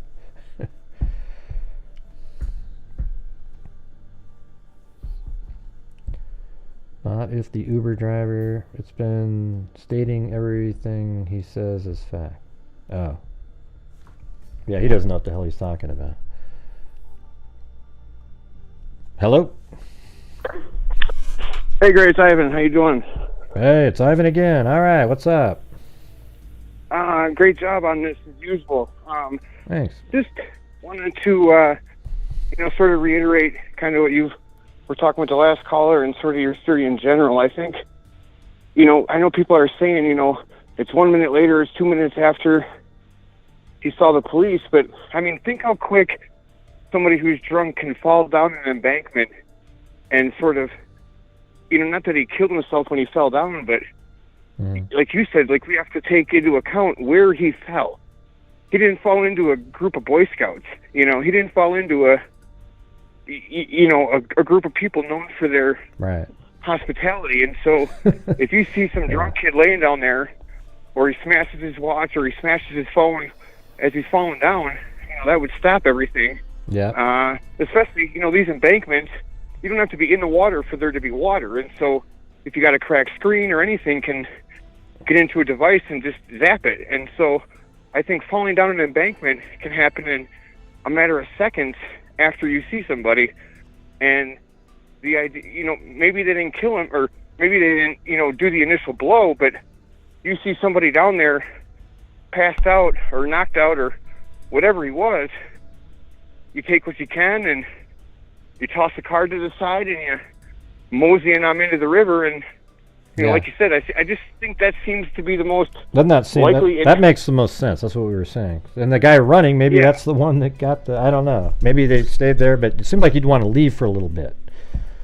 Well, and even if you fell down an embankment, your card could fall out of your pocket easily. Yeah. And so it's just, and people are saying, why didn't they find the body? Why? Well, it seems to me that this river has more bodies than it does, largemouth bass. So, well, the river flows at like, it's like 3 or 4 miles an hour too. Right. So it's just impossible to know what, and people are saying like, well, he seemed fine when he talked to the cop. Who among us hasn't been, in a place where we see a cop and bam, you get that 5 to 10 seconds of clarity, and then it's gone again. Like, oh yeah. Well, you hold on to the clarity for a while until you're free of the area. Well, and it's common practice for somebody stumbling around. When you see a cop responding to something else, as somebody who has stumbled over half their life, when you see a cop responding to something that doesn't involve you, your first reaction is to acknowledge that person and then keep moving on. Because hey, they're occupied, hey, they're busy. You know, I'm just an afterthought. He's got a vehicle break in here to deal with. I'm just going to go out of my way to be friendly and keep moving. And so, yeah, like people who are saying he's abducted or he's being trapped, like that's such a small, like, I know what happens. It happens every day. I get it, but I don't know who it was. Was it Twain or somebody who said the most likely scenario is the most probable? I mean, there are so many elements here working against this kid. I think those are what, like you've been highlighting, need to be focused on. So yeah, I mean, he's intoxicated. He's tall, where he fall over these edges alone pretty easily, and obviously he's alone, right? I mean, that we could see that in the video. So he's walking, and he falls down. You know, but the problem is for me is that I don't think he could have naturally gone into the water in this area. Like fall, and then somehow he just and he stumbled, and he fell in the water, and somehow he's just drowned, and then he floated down. You know, it just seems that seems too much to me. So it feels like somehow there's something more nefarious. You know, not that somebody did. You know, maybe it didn't have to be somebody did something to him, but it could be that they took advantage of a situation. But man, that does. But it gives you pause though. Kick of their foot and helped him along his way. But it gives you a pause though with the. But hold on a second. Hello. Take what he's got. Yeah. It gives you a pause with the guy that looks up and sees him being attacked, or not attacked, but like he goes, oh, it was something going on up there, and that guy's up there and he goes, oh, he's just drunk. I mean, that means it has to be related to something.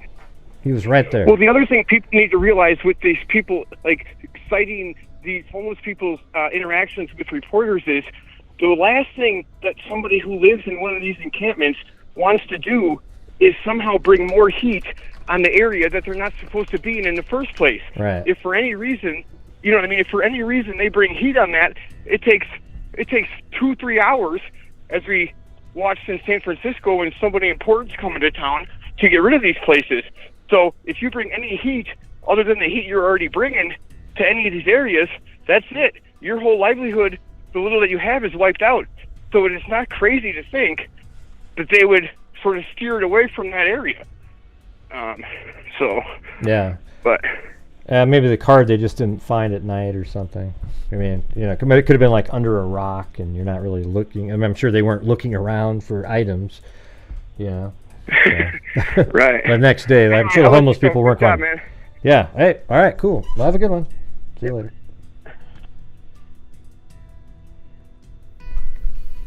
Hello. No, that was Ivan. Let's see. I don't know if there's something with my phone. I always feel like, particularly when I'm on Skype, or just any time I'm on doing a call-in, like when I'm talking, people just start talking over, and I'm right in the middle. I just want to finish the point that I was on. You know, it's really bizarre. I don't know what the deal is. It might be something wrong with the. No, it's not delayed on here. It's not delayed. It's delayed to you guys, but. Hello? Is this 281? 281?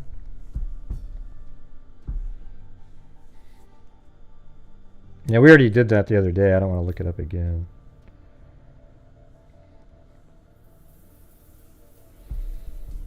Yeah, it's pretty shallow on the edges, and I think it got to like 50 feet in the middle somewhere. It's going 4 miles an hour.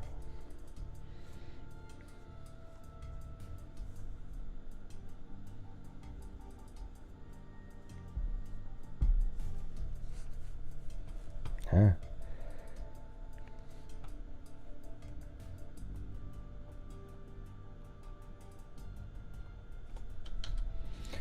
All right, guys, if you're out there, we're about an hour and 31 minutes in. If you can help support the channel tonight, that'd be great. Thank you. Hello, who's this? Hey, it's Johnny. How you doing? Johnny from Georgia. Hey, what's going on? I wanted to say something. Gray, another excellent show. Another excellent show, sir. But I would like to, I have a little insight into this. Believe it or not, I've lived in high-rise luxury apartments I've also been homeless before. I'm familiar with those street type people. I never lived in a homeless camp or anything. Mine had nothing to do with drugs or alcohol. It was a financial situation. But anyway, there's different kinds of people out there. But I have a pretty strong insight onto their mindset and stuff. And it's not like there's a hierarchy. One of your earlier callers said, somebody higher up said, oh, it's just it's just a drunk person. Hey, hold on a second. Let me just say something. I just noticed something. Oh. Hold on. Before you get to your point, I just noticed something. So if you guys look right over here and you're looking back, the cop car, you wouldn't be able to see because it's downhill over there. See how it kind of slopes down? I kind of wonder if they thought they were safe because the street slopes down and the cars aren't as visible down there. Anyways, go ahead. I just wanted to throw that out there. I probably would have forgot if I didn't say it. I was just gonna say, I know a lot of people have a misinterpretation of the way homeless people are, and it's not like they're necessarily a bunch of really dangerous people or anything. And like the previous caller said, they would probably tend to want to avoid more attention to them. Mm-hmm. However, I think it's safe to say, Riley, he was in college. However, some of us grow up faster than others, I suppose. And Riley seemed like a very naive, sheltered, a good kid from a great family, obviously. And obviously he's a mama's boy. I can see that. And that's what breaks my heart. But he wasn't very street smart. And he's the type of guy that wouldn't know what the fuck to say if he came upon some homeless people. He might even stop for a minute and try to talk to him, and they would see him as very vulnerable.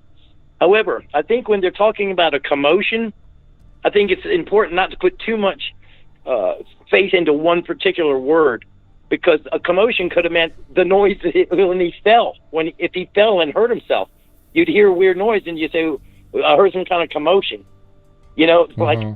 And as far as the shirt other people were in, I don't believe any of that shit, because those homeless people are full of shit.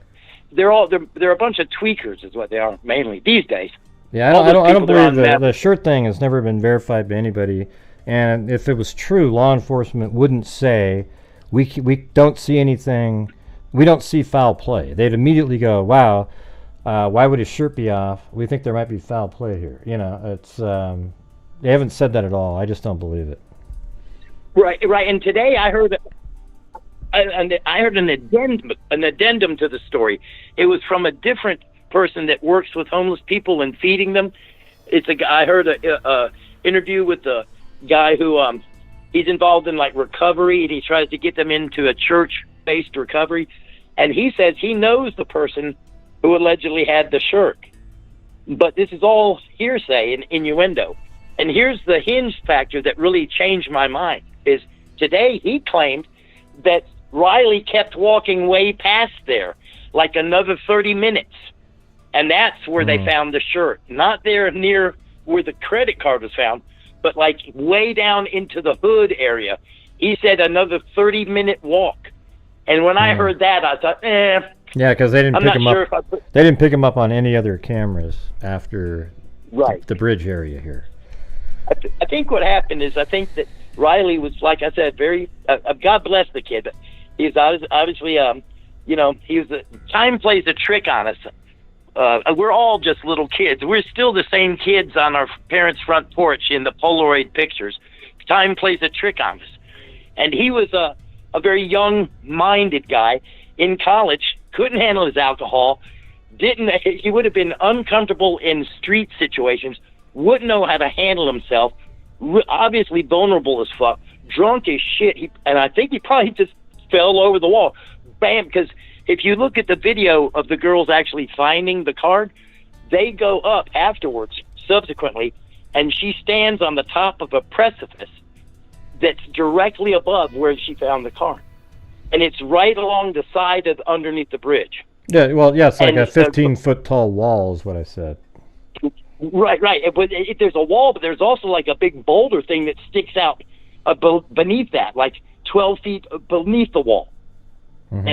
And it's like, so if he fell from that point, it actually would have been not a straight fall. It would have been a matter of tumbling on some things. Yeah, it seemed like there'd be hitting the blood rocks all on the over, but bottom. that's one of the things somebody brought up earlier. Like, wouldn't there should have been blood somewhere if he died after falling.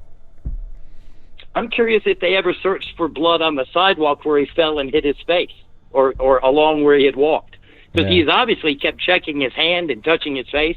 I mean, I've busted my head open before, you know, and I've been drunk as shit before, so I can kind of put myself into his shoes.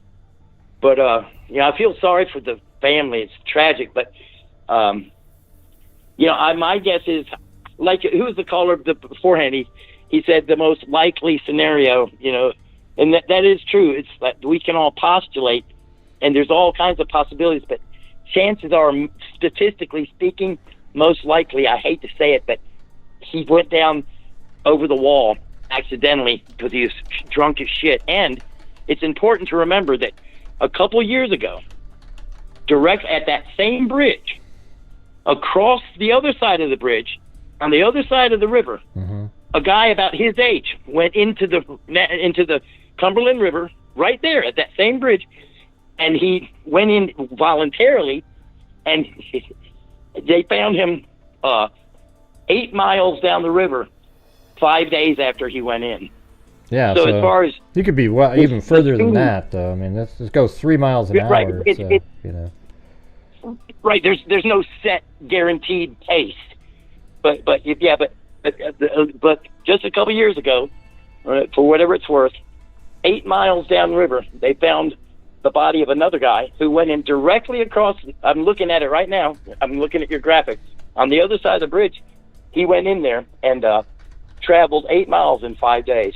So yeah, makes sense. My heart goes out. We had one. You have a great show, dude. We had one. Thanks. We had somebody go 80 by the way, miles. let me ask you. Oh yeah, go ahead. I've got one question I really need to ask you, and I don't want to get. But you mentioned earlier about you should be you should work for them putting together, constructing, you know, the theme on it. You're absolutely right. Let me ask you: do you get paid scale, like Screen Actors Guild scale, when you do a speaking appearance on their show? No, I don't get anything. I just go on as a guest. I don't mind. I don't mind. Well, you know, people. I get maybe some extra subs. I know you or don't something. mind. I'm not trying to be nosy. I'm just asking because you technically should be. If you speak and they broadcast it in Court TV, they got the money. I just like, but I don't really. I just want to go on there and help. You know, like I feel like when I go on there, it's because I think I add. Every time I've been on there, I've added clarity to something, and they always go, wow, hey, you know, like, I mean, I'm friends with Vinny now. Like, I didn't really know him a few years back, you know, and I know it's hard for them to be really up on every single element of all the different cases they're doing all the time. So, I mean, well, you're a specialist. You are a specialist at what you do, sir. And see, I'm going to be honest with you, dude. I didn't even know about you before this. I don't like this genre. I never have.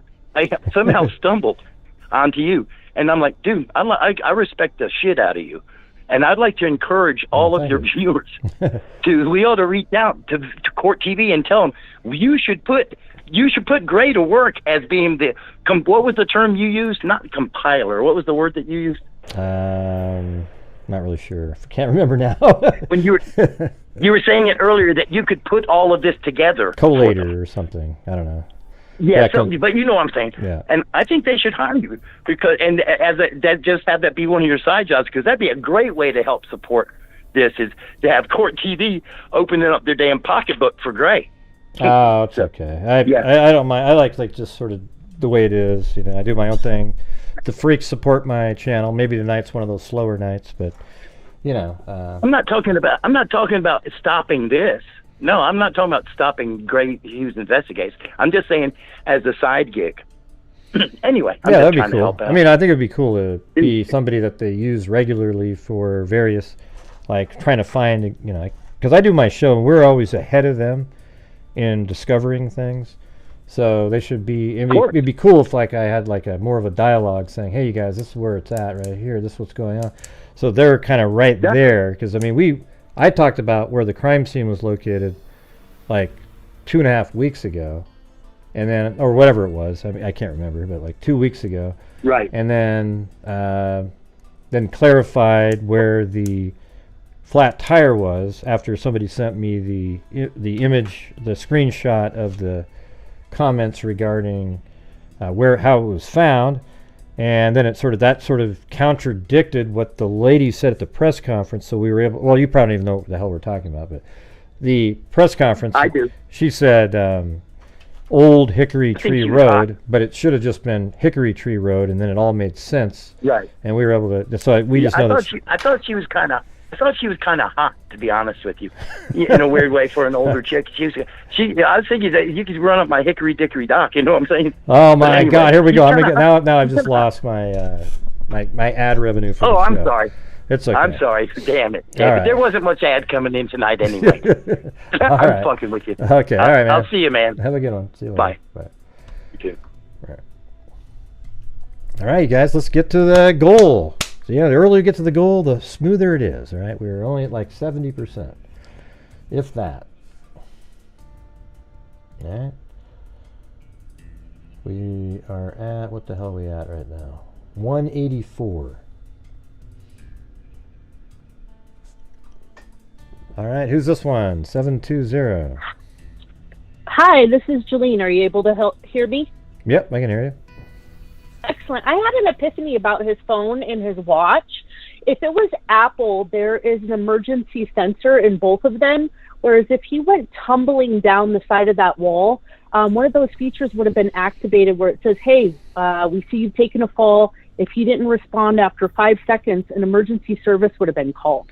And these emergency services go off on roller coasters, car accidents, falls off of bikes. So I don't know why his wouldn't have gone off if he did tumble and take a really bad fall. Yeah, I mean, I don't know. Maybe he didn't have it set up to do that. That is true, but it's an inherent feature in the new systems. And he's a young college guy. I don't see why he wouldn't have the best. And I do recall the parents saying that they were trying to track his phone and his watch. So they must both be Apple, because the Apple Watch does have the tracking feature on it available. Yeah. Well, it doesn't sound like it doesn't sound like it was it did that. So it just means he didn't have that, or nobody's hiding something. You know what I mean? Right. I just thought maybe if he did take a hard tumble and a fall, that alert service would go through. It's just a thought. Yep.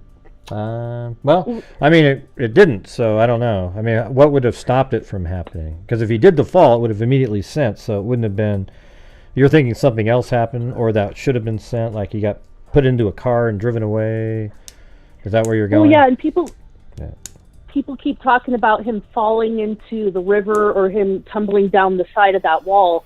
I think had he done that, had he tumbled or had he taken a hard fall, that feature would have been activated. So kind of it's my theory that he did not fall or he did not take a tumble where it would set off that alert. And like I said, it takes 5 seconds, and if you don't answer within 5 seconds, Apple automatically calls a 911 service for you. And I keep wondering about the parents saying the phone last pinged at the bridge and they can't track it anymore. Well, your iPhone can track still. So, and they said they were trying to get that data. So I'm just wondering what's going on with the Apple iPhone, or Apple Watch, I should say. Yeah. Well, yeah, I don't know. Thank you for letting me express my idea and theory. I appreciate it. Okay, all right, great. Thank you. Thank you. Bye. Yeah, so she's thinking that because it didn't do that, then he may have gotten another car or something. I don't agree with that. It just I've never even heard of that, to be honest with you. Somebody up there said, "Well, when I fall, it says, 'Have you fallen?'" Nice help. Like, okay, let's say you what does it have you do next? Like, if you said yes, what's the next thing? Because let's say you fall from 20 feet up near onto your head, and your watch says, "Have you fallen?" and you don't answer, it just goes, "Oh, never mind." Yeah. Come on, did you hear what I said a second ago? We got to get the ball rolling here. We've got the Lowell City. Professional. If you don't answer, it sends help.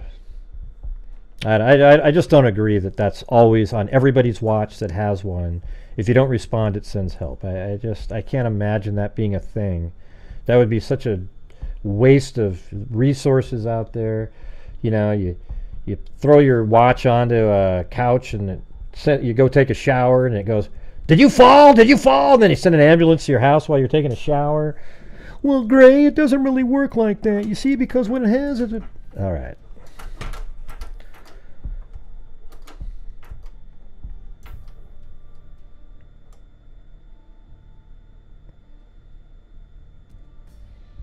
Yeah, I saw KK pop in here. Haven't seen her in like 4 months.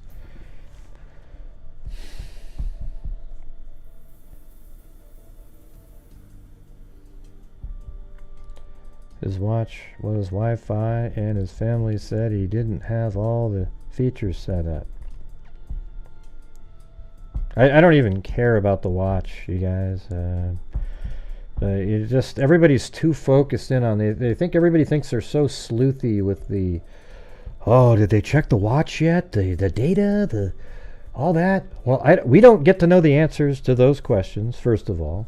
Secondly, only moronic police departments wouldn't be looking into all of those things. So we don't get to have that information. And in this case, he had a phone that was working, and he had Life 360, which shows exactly where he is.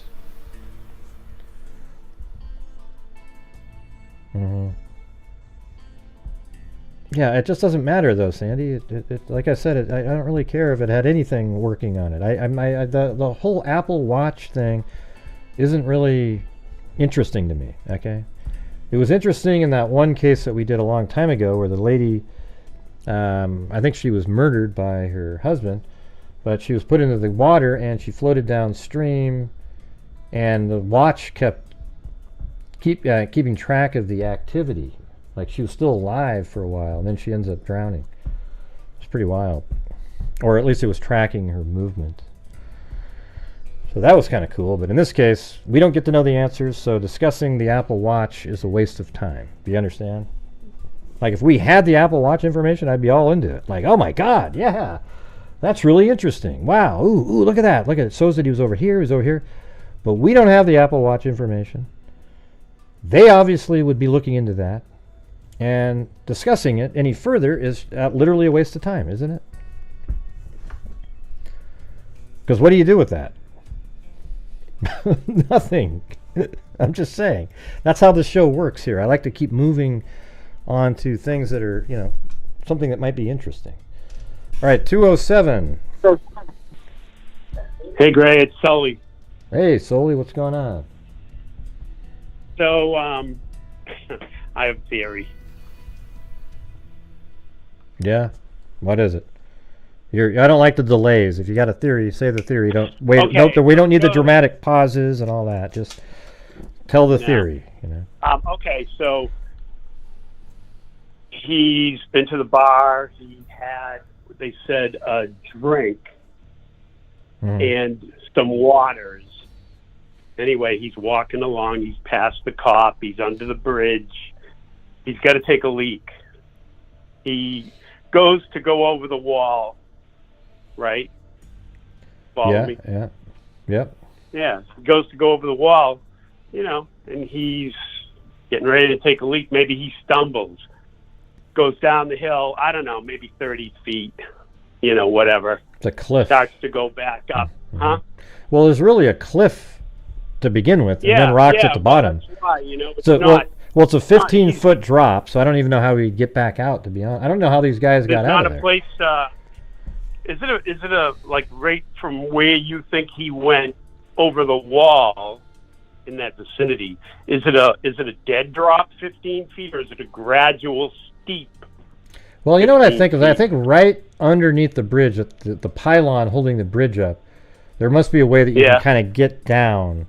But all along the rest of it is basically a rock cliff. Yeah. I don't know. I saw a video where, they were on the other side of the wall, and you know, there's some trails back there, whatever. I don't know where he went over the wall, but follow my story anyway, will you? Yeah. Okay, so he falls, you know, part of the way down, 20, 30 feet or whatever, you know. Maybe he fell 15 feet, you know. It's got to be some kind of a slope there anyway. I don't think it's a sheer drop. But so he goes down. Now he goes the rest. He's trying to get back up, but he's had a concussion. He's shit-faced, right? Mm-hmm. Concussion, shit-faced. He's trying to get up this, you know, he's trying to climb up the embankment, and it's too hard. Maybe he's fallen again. His credit card comes out of his pocket, and he looks around and he says, well, fuck this, I'm going to go down by the water because it's flat there. So if you drew like, you know, almost like a graph of the side of what the pitch that would be there, you could see maybe he tumbles down, stumbles down. Now it's going to be easy walking by the water because it's flat there. The video you just showed a little while ago, they had a lot of jagged rocks down by the water. So he makes it down to the water, and, you know, he thinks maybe I can walk another, you know, 100 yards and find a nice flat spot he doesn't know the area, to, you know, get out of here, because I'm not going up that fucking hill. I can't do it. He can't do it. So he starts heading, you know, under the bridge. He's down right at the water, and he's probably fell again, couldn't get up, fell again, couldn't get up, fell again, and, you know, found himself in the water. But that explains. Man, that was an incredibly complicated, like, short story. Like, almost like you visualized this whole dramatic moment in your head and told us every single detail that you saw. Almost like the one man acting alone. You know, it was like. Well, he's trying to get up there. He's fallen down. You know, let's say he fell down, right? I mean, he didn't jump. Yeah. He fell, and he's not getting back up there. It's too steep. So, you know, you look around, and when you see that flat ground down there, that looks pretty good, except, you know, the guy's probably had a concussion, and he definitely has had too much to drink. So, yeah, I think well, you know, you were the one started it off that, you know, he went over the wall and fell in the, you know, that was like one of your first. Yeah, like if he fell over it, but it's like a 15-foot drop. But maybe he walked down. Maybe he did go down that little path that obviously the homeless people are able to go down a path to get there. They don't jump off a 15-foot cliff every night, or I'm sure they don't have a rope that they climb up like mountain climbers. So there must be a way there must be a way to get down there. So maybe he got down there that way. They're like, hey, you want to hang out? And he's drunk, and who the hell knows what the hell's going on? But if he did fall over, I don't think the homeless people, you know, robbed him. I think unfortunate circumstances. Even if somebody did, I see it hard to convict anybody of that because there doesn't seem to be any witnesses. Yeah. But no, I think, you know, he falls halfway. And there is kind of a witness though. The homeless guy says that he saw. There was a commotion up there that was enough where he was looked up there, and he said, "Hey, what's going on?" And then he goes, "Oh, there's just you guys just drunk." Well, something happened. Yeah. That's related to what happened, in my opinion. Yeah. So what did that guy, the guy that was talking to him up there? So either the guy that yelled up has something to do with it, or I mean, it feels like the guy that yelled up, or the guy that was up there who yelled down that said, "He's just drunk." Okay, one of those. Because if that story is false, then the guy has something to do with it. But if there really was a guy up there, he's the person that was with him when something happened. Like that guy absolutely knows what happened to Riley, the guy that was up there that says he's drunk. Okay, there's no doubt in my mind about that. Yeah. Well, but I know you're a busy guy, but if you draw like a side view of that hill, and you'll see down by the water, it's easy walking. And for somebody that's drunk, he probably made the right decision, but he didn't go too far. That's my theory, anyway. Yeah. All right. Well, there you go. That's the rumor I'm trying to spread. Well, there we go. All right. Have a good one, man. Appreciate it. All right, thanks. All right, Soli. All right, bye. And thanks up there to Nerak. Can't say her real name because you'll go, oh, she's one of those? Yeah. Right now we're 80%. 80% everybody with an hour to go. So I guess that's not too bad. 66% of the show. He's just drunk. I tried to join, not sure if I did it. Join, like become a channel member? Is that what you're saying? What do you mean? Ding ding ding ding ding ding ding ding ding. I wish this wasn't here. Let's go. Let's turn off the 3D building thing for a second. Hold on. Okay, that looks stupid though. Turn off that. And, well, turn off terrain and 3D building, and that way there's no 3D. So let's see if there's ever a time where the. Okay, that looked better. That's September. Yeah. Let's find one that we can go. That's April. Okay, that's where we're at now. We can find one in March. Okay, that one's March, but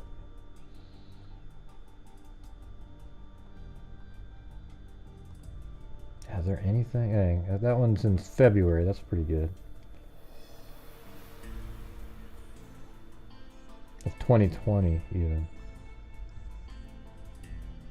Let me go back further. This is Gray. You're on.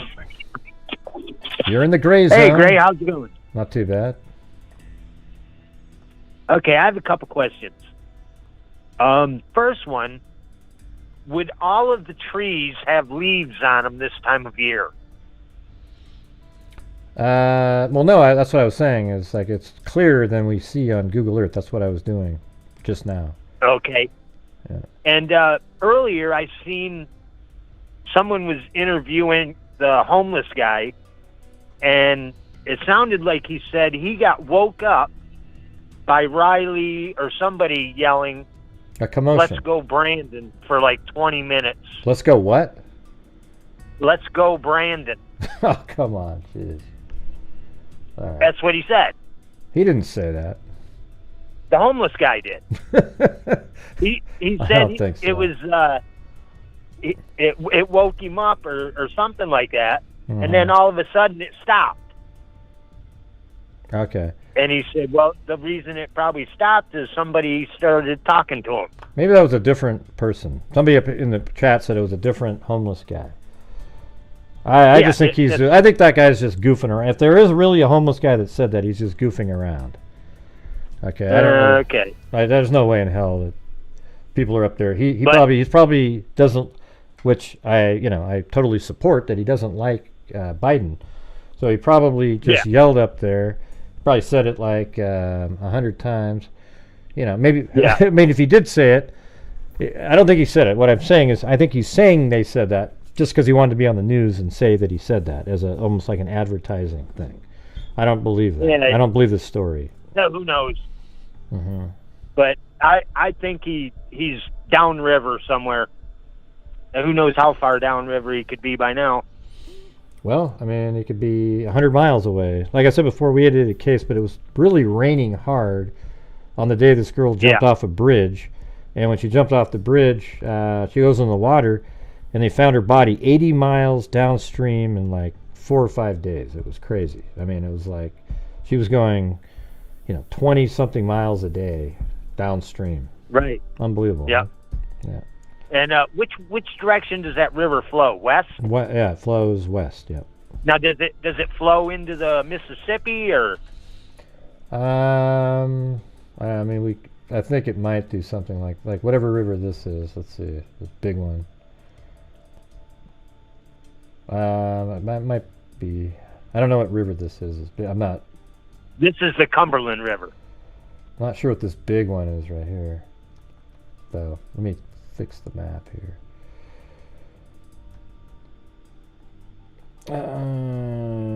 Duck.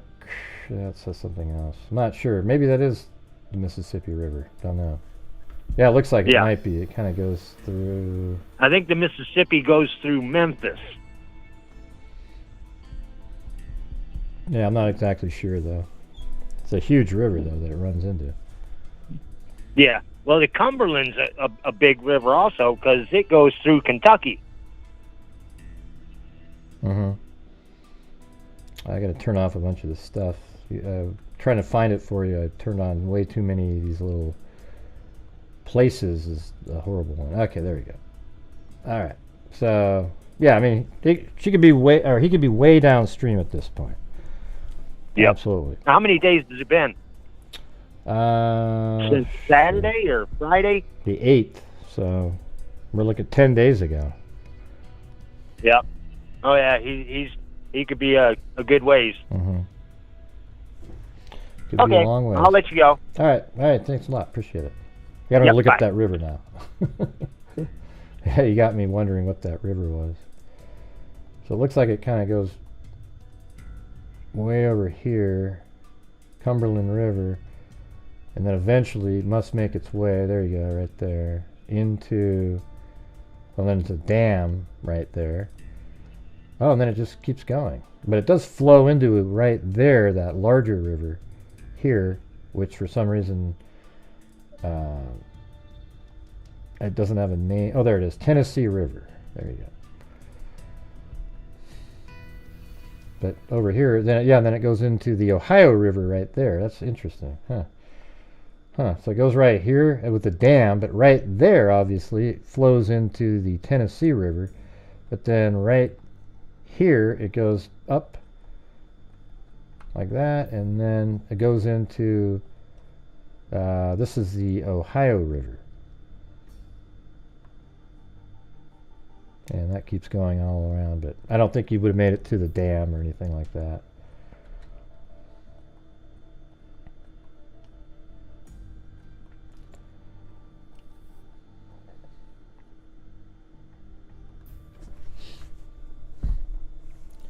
He could be way downriver. Yeah, that's what we were saying. I mean, we said that 5 days ago, that he could be way downstream. And they're just looking, for some reason they keep looking in the water right here. That doesn't even make any sense. You're going to keep looking right here? He wasn't, I mean, if he was tied down with something, maybe, but if he was just tossed in the water after he was not, after he was dead, he's just going to float downstream.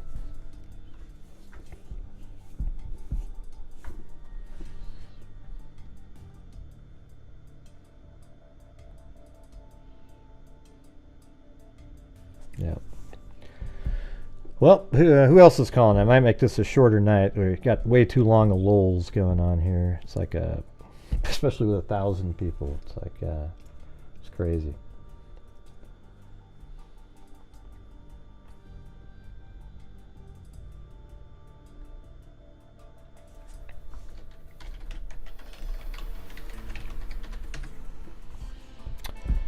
Did he cross the street and go that way? Not sure what you're talking about. We've gone over this.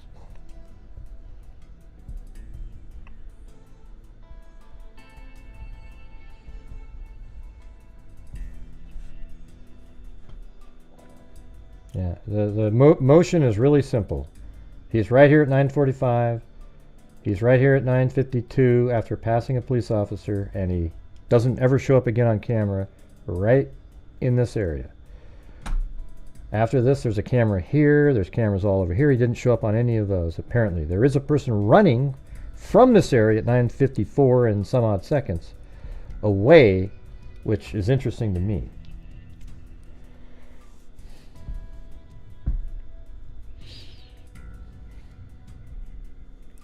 But you guys, isn't it weird that we have 1,000 people and it's slower in terms of the support for the channel than it is on nights when we have 250 people? Don't you guys find that weird? Absolutely crazy to me. Unbelievable. All right. Well, the phone lines are still open. It's almost ridiculous. I mean, I don't even get it.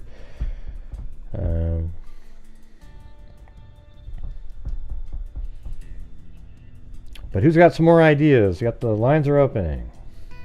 Or open currently.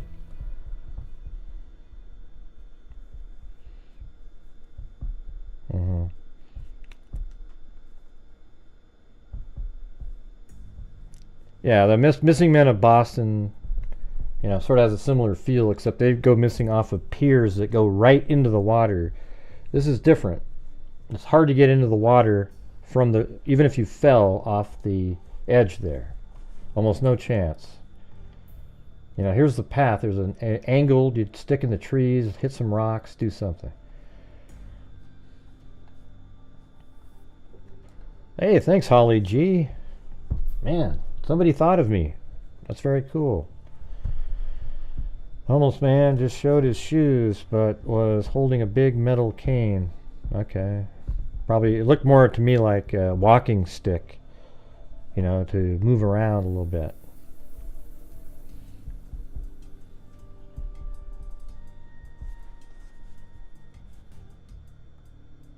Oh yeah, I had some links. Okay, yeah, that's kind of interesting. Here, let me show you some of these pictures here. So this is off the bridge. All right, so now we can get a look of it. Come on. My God.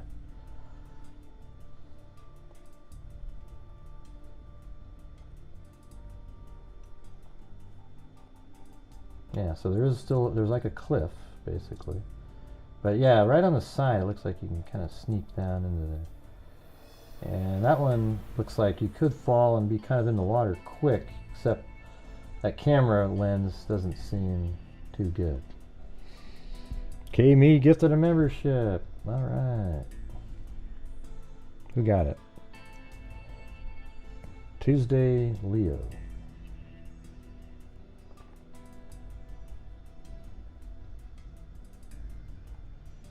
All right, 707. Hey, Gray. Hello. What's Cali going on? Gal 3. Cali Gal 3. What's going on? I'm just sitting here, and it's echoing again. But anyway, so I had this crazy thought. What if we find out that the kid wasn't doing well in school? He was going to graduate, but maybe not. Who knows? And he wanted to go do his own thing, so he planned this whole thing, and he had somebody come and pick him up, and he left his credit card there and thought that this would all be on cameras. He's not a stupid kid, and he just took off. Well, what's funny is I think of things like that, but I don't throw them out there because I always think what are the odds that would be something he did, that he orchestrated this whole thing. Maybe he really was that taller looking guy with the white shirt running away, and then he got into a car down there, but he made himself look different when he was running away from where he was. Yeah, and he sounded different with the cop. He sounded completely sober. He wasn't stumbling around when he just had been before. Yeah, except it looked like he was sort of staggering to him, and then he switched his walking because he was kind of dragging his feet. But then so that sort of shows that that's what he was. He was naturally like that, but he changed it when he saw the cop. Yeah, well, it would have made him nervous and sobered up. But then, if the homeless people did something, where's the body? They don't have a car to take him away. The water. Where's the body? If he doesn't turn up in the water in a couple more days floating, then this is a real mystery. Well, right when the show started, I said, maybe it's Gone Guy, like Gone Girl. You're right.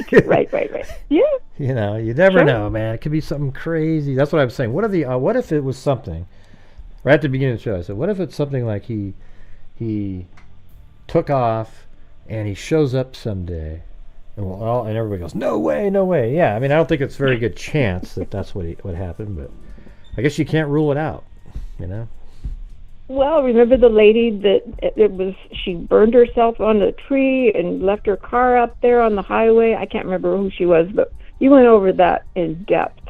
That case was a year ago, I think, in 2023. Yeah. and I don't remember the state, but maybe it was Nashville or, Tennessee or someplace like that. But anyway, yeah, there's a lot of weirdness to this one again. Oh, yeah, you're talking about the one that girl... captivates us. The one driving on the highway, and she said a little dwarf was trying to grab her.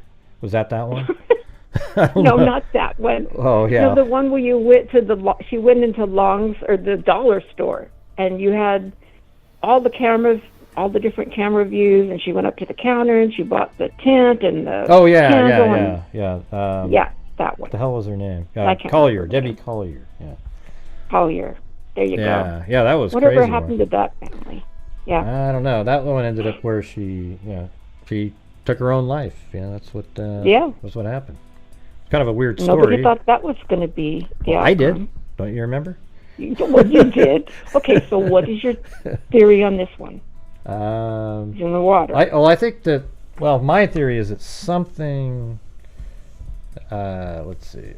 It feels like part of it's him, but then there's other people that like put him in the water, took something from him. Like after he fell, hurt himself, something happened because that homeless guy, he says, I heard a commotion, I yelled up there, and then that person said, oh, he's just drunk, it's okay, right? Like something that guy was doing probably had something to do with what happened to him.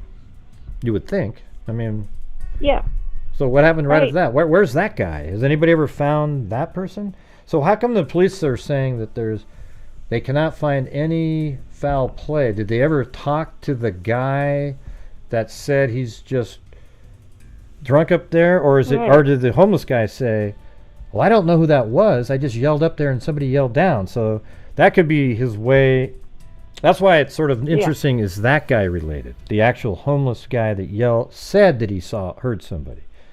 Because unfortunately the police don't have a YouTube station, so we're not going to find out that. Well, there you go. They could have interviewed that guy. Right, but I bet what about the guy that supposedly had a shirt on? Yeah. Did they interview him?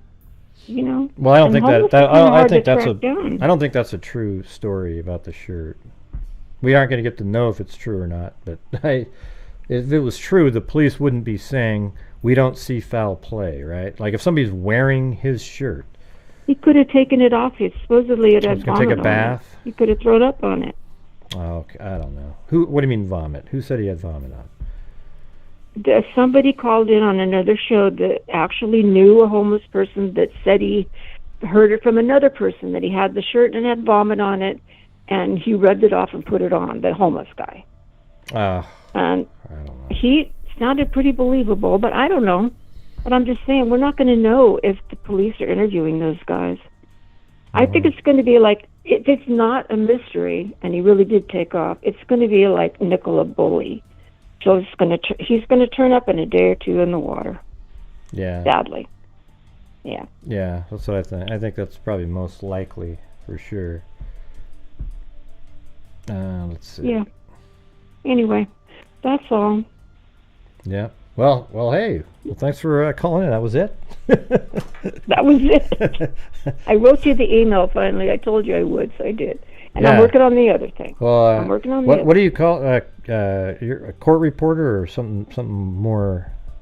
Stenographer. That's what I was going to say, but I wasn't sure if I said it wrong. It sounds even dumber. Because there are court reporters that use a mask and they talk into it. But, see, I don't even know how they do those. They still have those back east a lot. How do they do that, though? See, that's even weirder, because like you're talking in there and you're sort of... It is. You know? It's very intrusive. All you can hear is this whispering. They have to repeat everything that's said, which I don't know how they do it.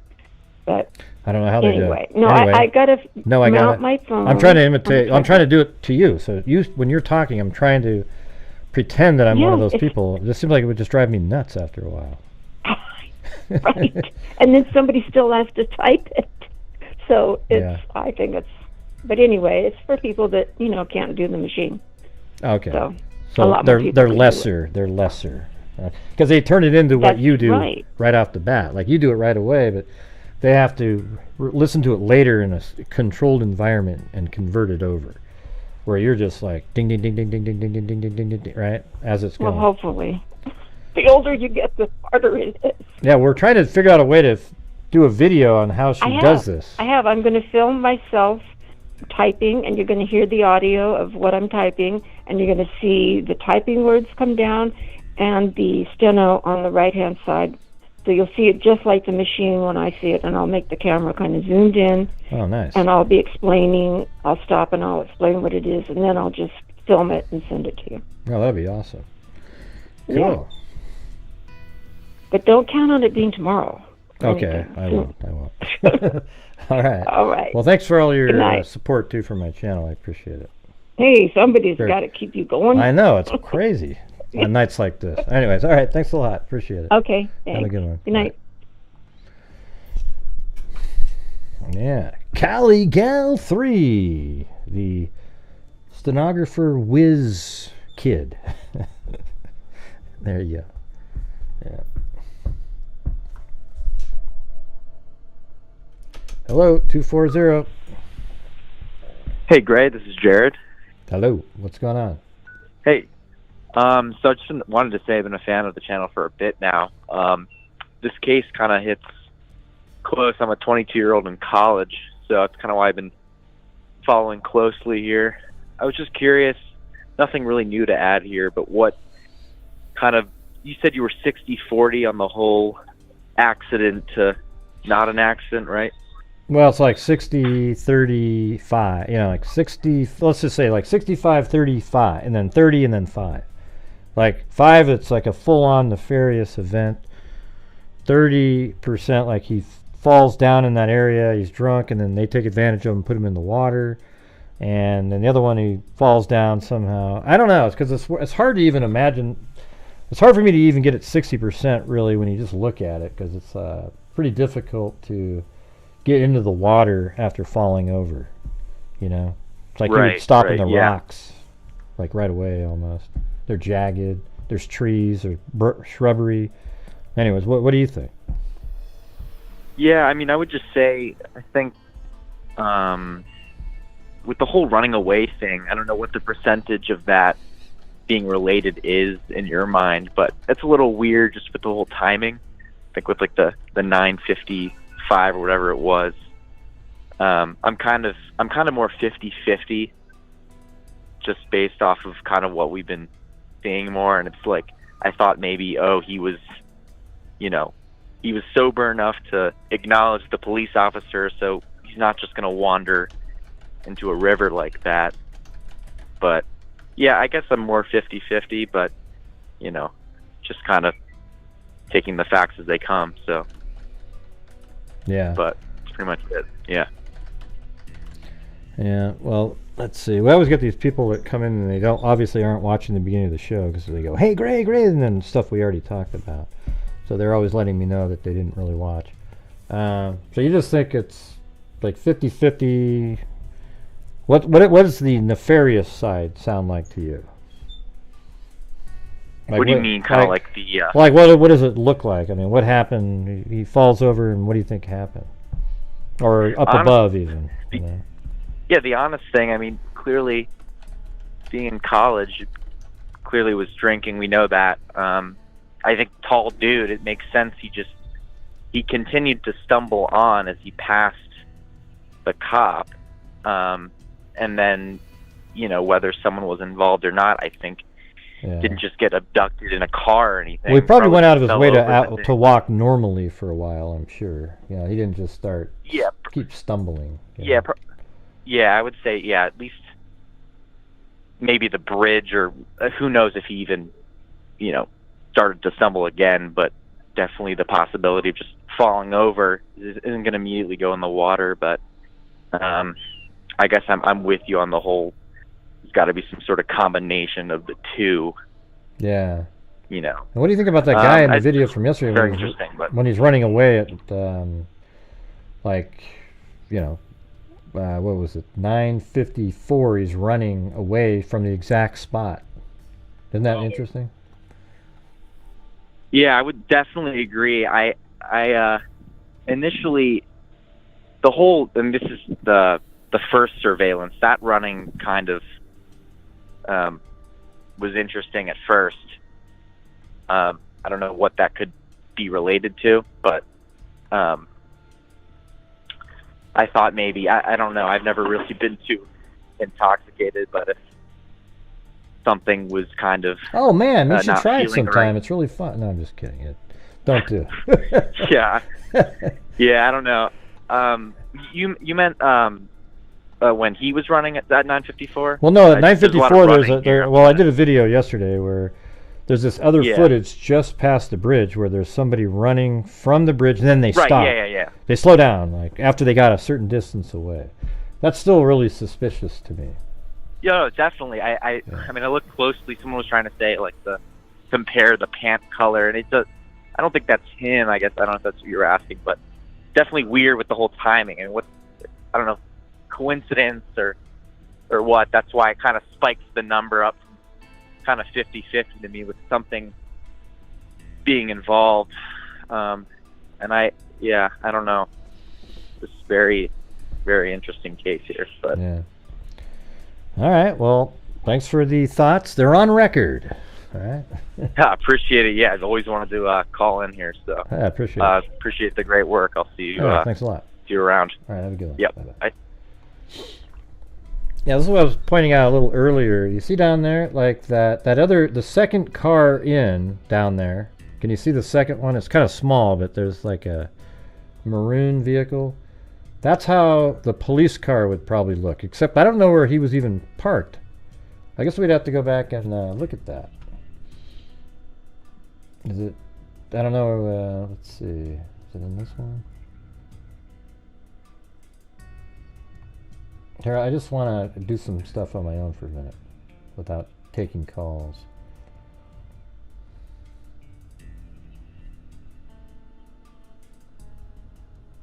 Ah, that was that one. Never mind.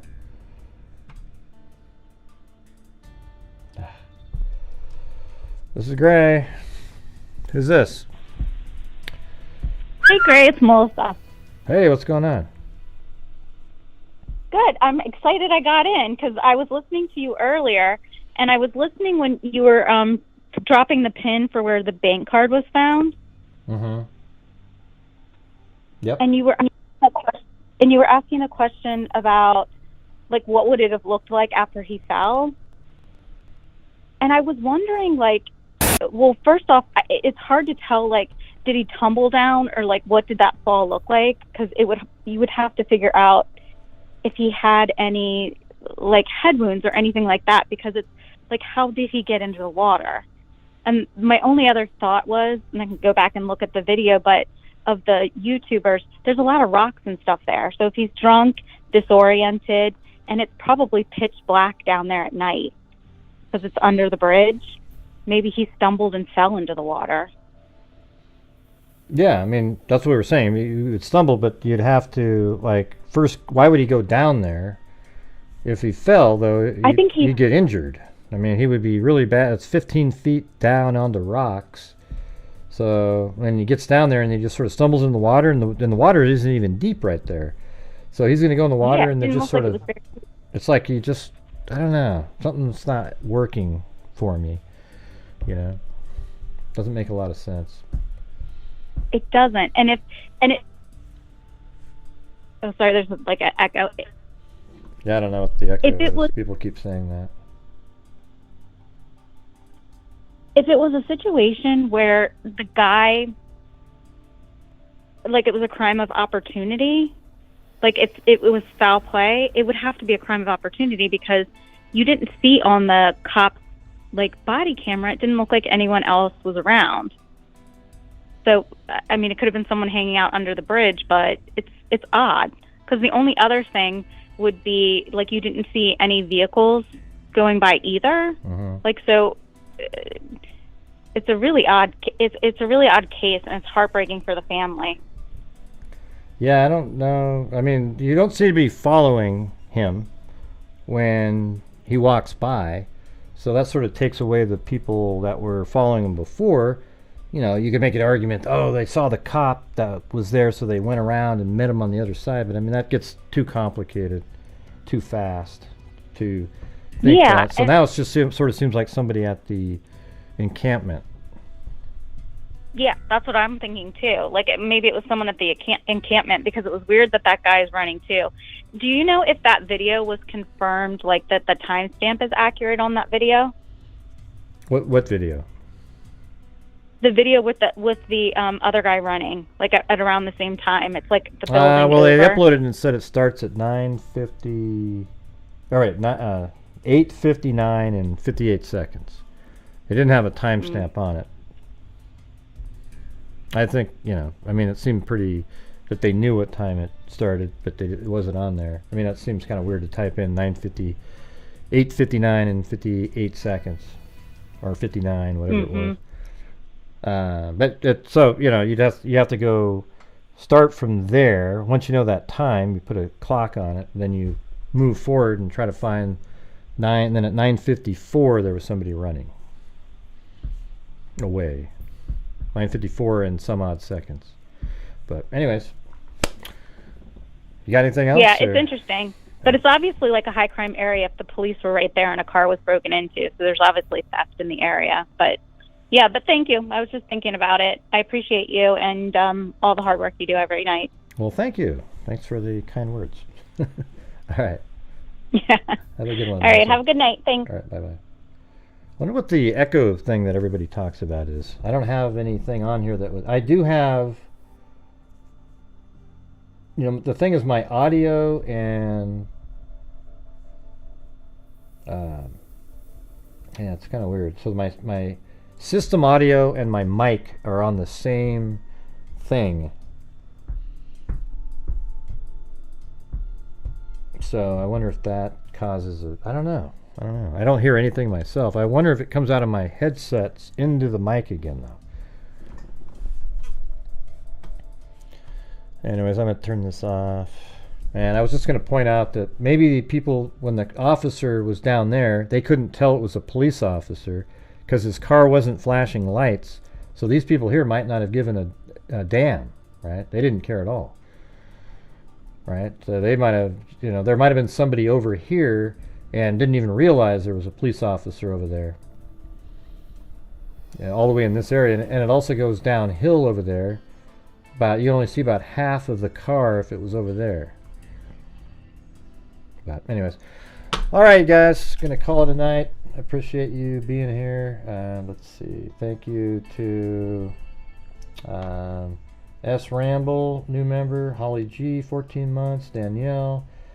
SR Ramble or S Ramble, Your Gypsy, Eugenie, Mom 457 Rose, Juniper Tarot and Astrology, Olivia, Cheryl, Brown Eyed Girl 714, FarQ gifted a membership, then FarQ the super chat, then Caligal 3 again, then Mary Antoinette 20 months, Lucy new member, then we had NJ's 2 months, John, Peter Mom 457 Rose, Brown Eyed Girl 714, Ozzy Trisha, Christy, Jill Downey, Dundee Dun, Kathy Chapin, Kami, Allie Cake, Michelle H, and then 99 Pink Balloons, 2 months, The Broken Scout, Razwhirl, Ozzy Trisha,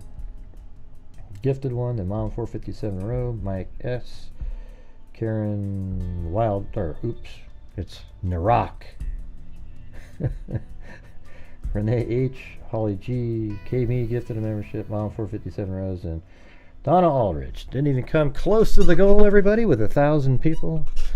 But I can go work on something else currently. All right, so thank you very much for being here. And pass the Birch camera 5 seconds before it ends. Huh? I don't know what that means, man. The Birch camera time is wrong. You can see the 2 silver cars on body cam. Pass the Birch camera 5 seconds before it ends. What? Yeah. So I guess that would make it. So that would make it an hour later then, wouldn't it? Like 10 something in the morning. I don't know. I'll have to check that out. I don't believe people that just type shit in like that. There's all these super sleuthy people out there that they always have it wrong. Okay, so we'll have to check it out later. If it turns out to be true, we'll check it out. All right. If not, then I'll let you know if it's true. Okay. Anyways, man, what a disappointing night. All right, you guys. We'll see you guys later. Thanks for being here, and be safe out there.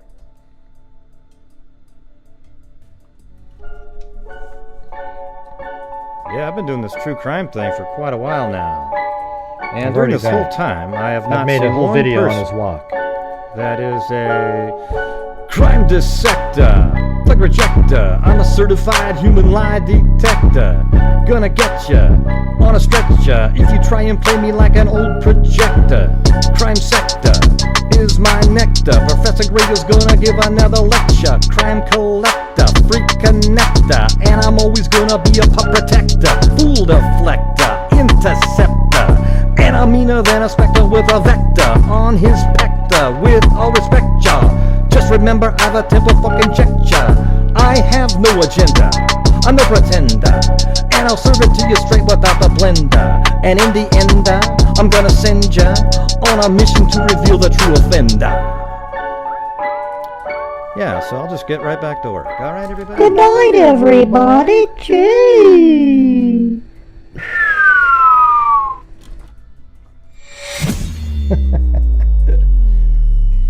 Thanks for all the callers. Thank you very much.